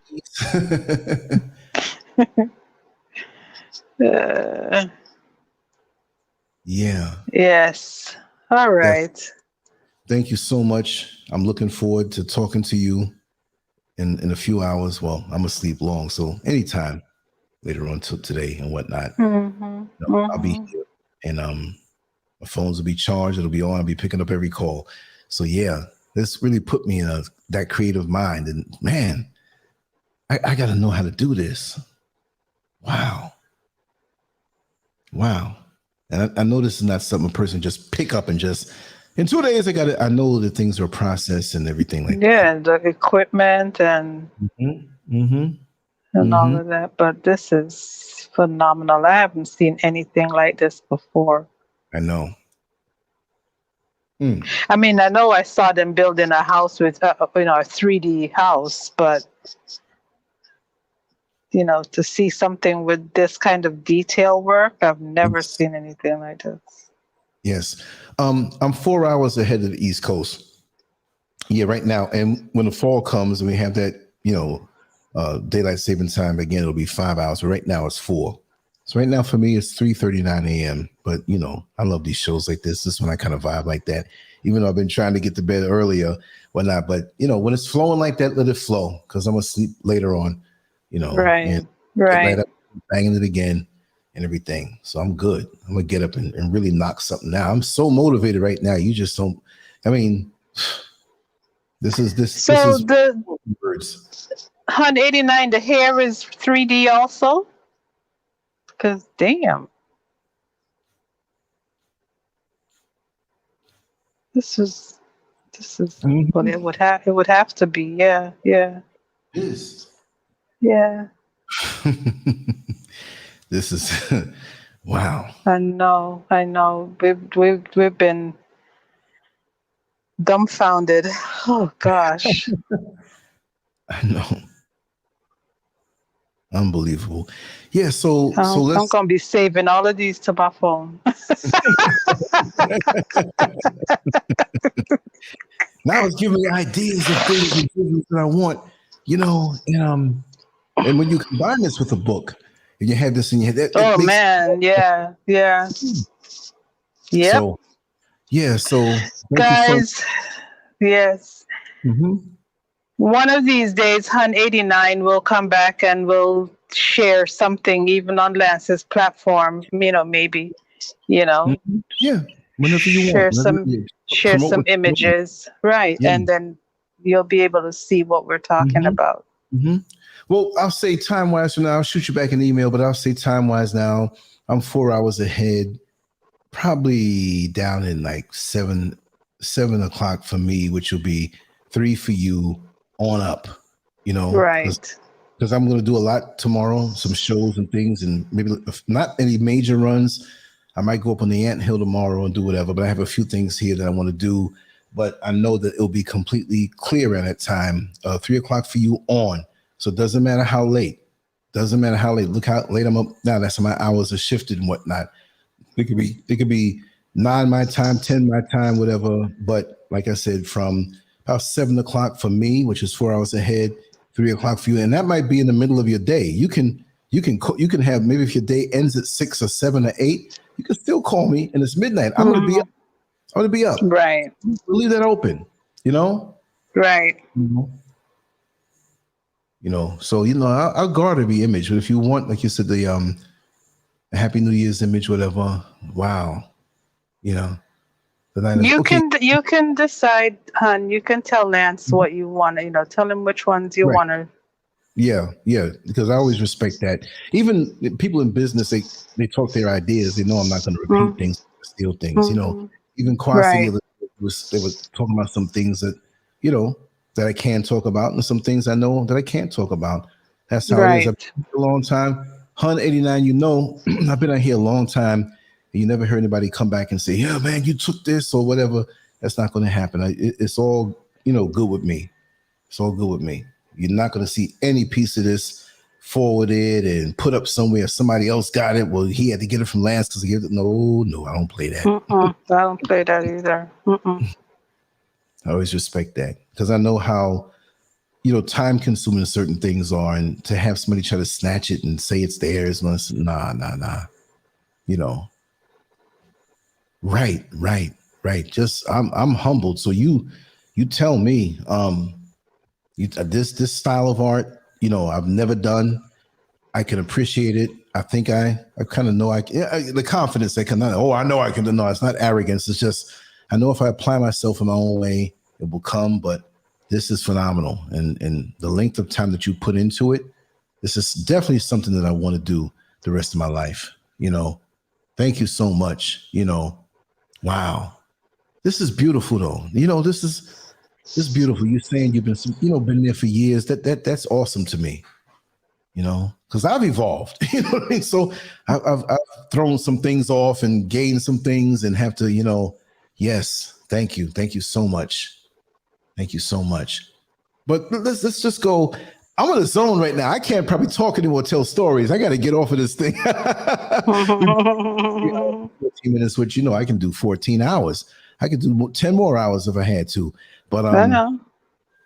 No, But this is just, I want to just absorb this and just, I'm going to meditate in a little while. Serious. Yes, sir. I got to meditate for real on this. And it's taking me to a different world. And I feel high in a good way. So, Hun 89 and everybody else who's here, thank you so much for, sharing your energy and just being here with us. And we'll be back tomorrow live more than once. Yes, indeed. I'm going to make some things that are recorded and do something unique, but I'm going to really focus on that phone call and you're reaching out and everything. And we're going to make it happen. Thank you so much. And go to Patreon, family. Go to Patreon, $1. You won't be disappointed. At least I don't think you'll be disappointed.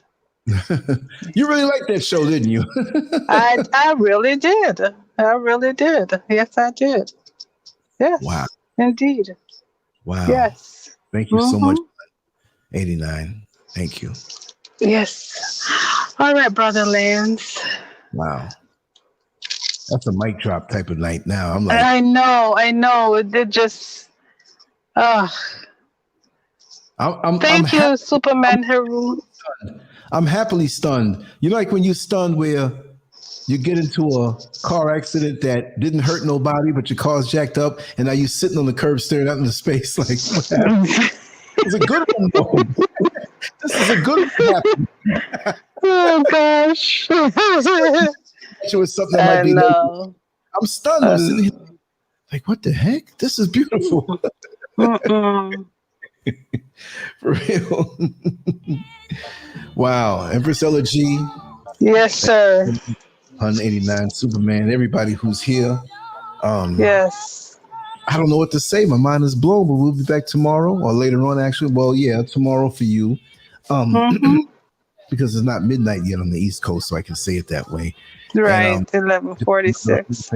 With the hashtags, when you put your hashtag out there, for something worthwhile, put Team Scurv on there, which is not run by me. It's run by somebody else who's on the line right now. Yes, indeed. Team Scurv. Go to Team Scurv. Hashtag Team Scurv. Anything you do on Instagram and you want to include us in it, hashtag Team Scurv.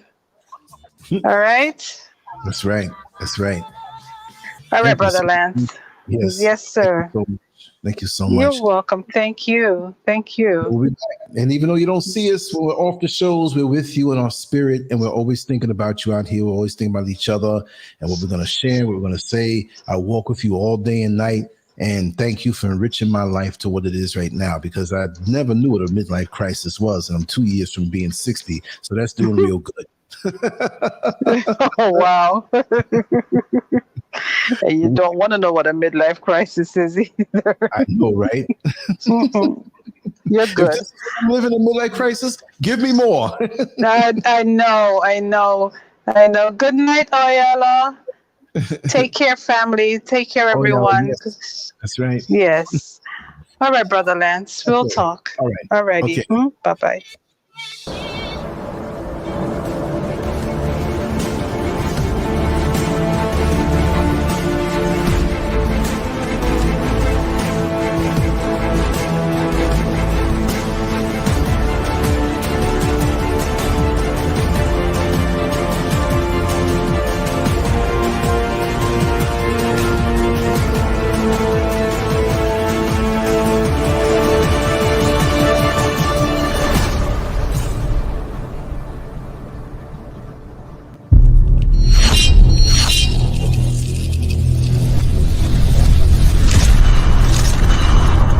You haven't heard it for a while, so we'll leave off with this one. Much love, everybody. Tomorrow. Peace.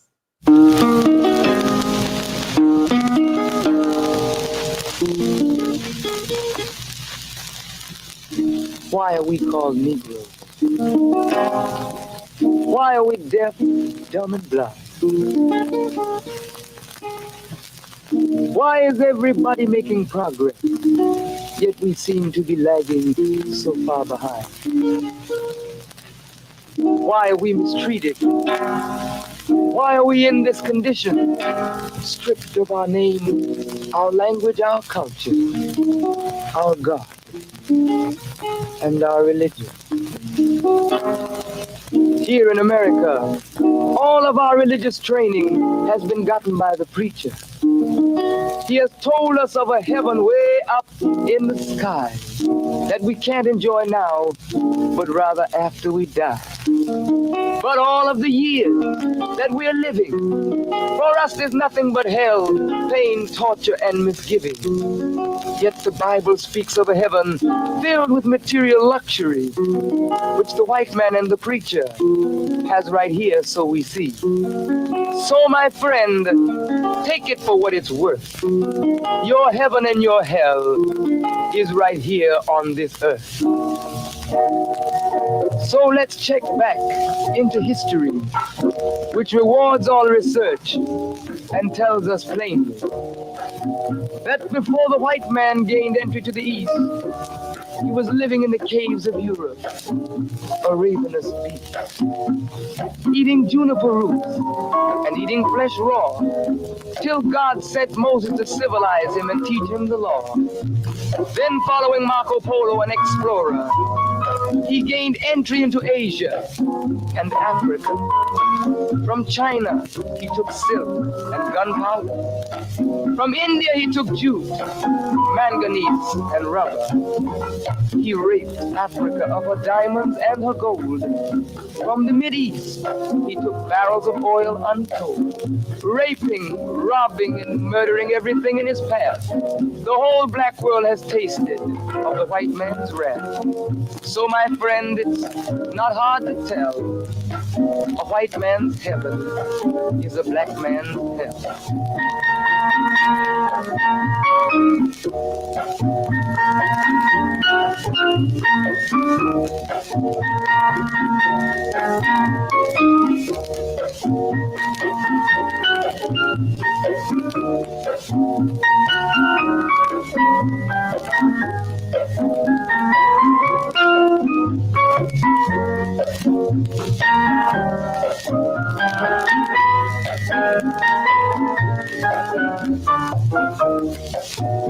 Before we came to America, we were living in the East. By the Nile River, we were living in luxury, enjoying freedom, justice, and equality. We wore silken robes, slippers of gold. We were the wealthiest and the wisest people, I'm told. Now we are the poorest of the poor. Nobody wants us at their door. So, my friend, it's easy to tell. White man heaven, black man hell.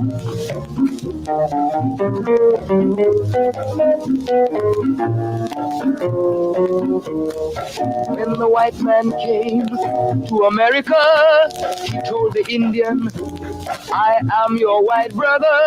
He said, red man, I'll treat you the best. Yet and still he pushed the Indian further west with his white woman and fire water.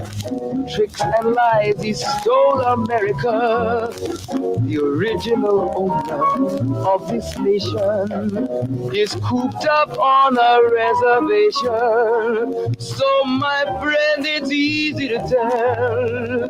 White man heaven, black man hell.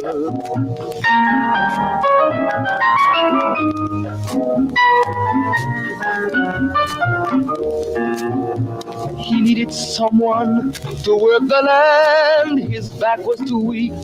He needed you, black man, so he commissioned Sir John Hawkins to commit the worst, most grievous sin, to take a man who's born to be free and bring him down to slavery, to sell a man as merchandise, on his body put a price. Oh, my friend, it's easy to tell. White man heaven is a black man hell.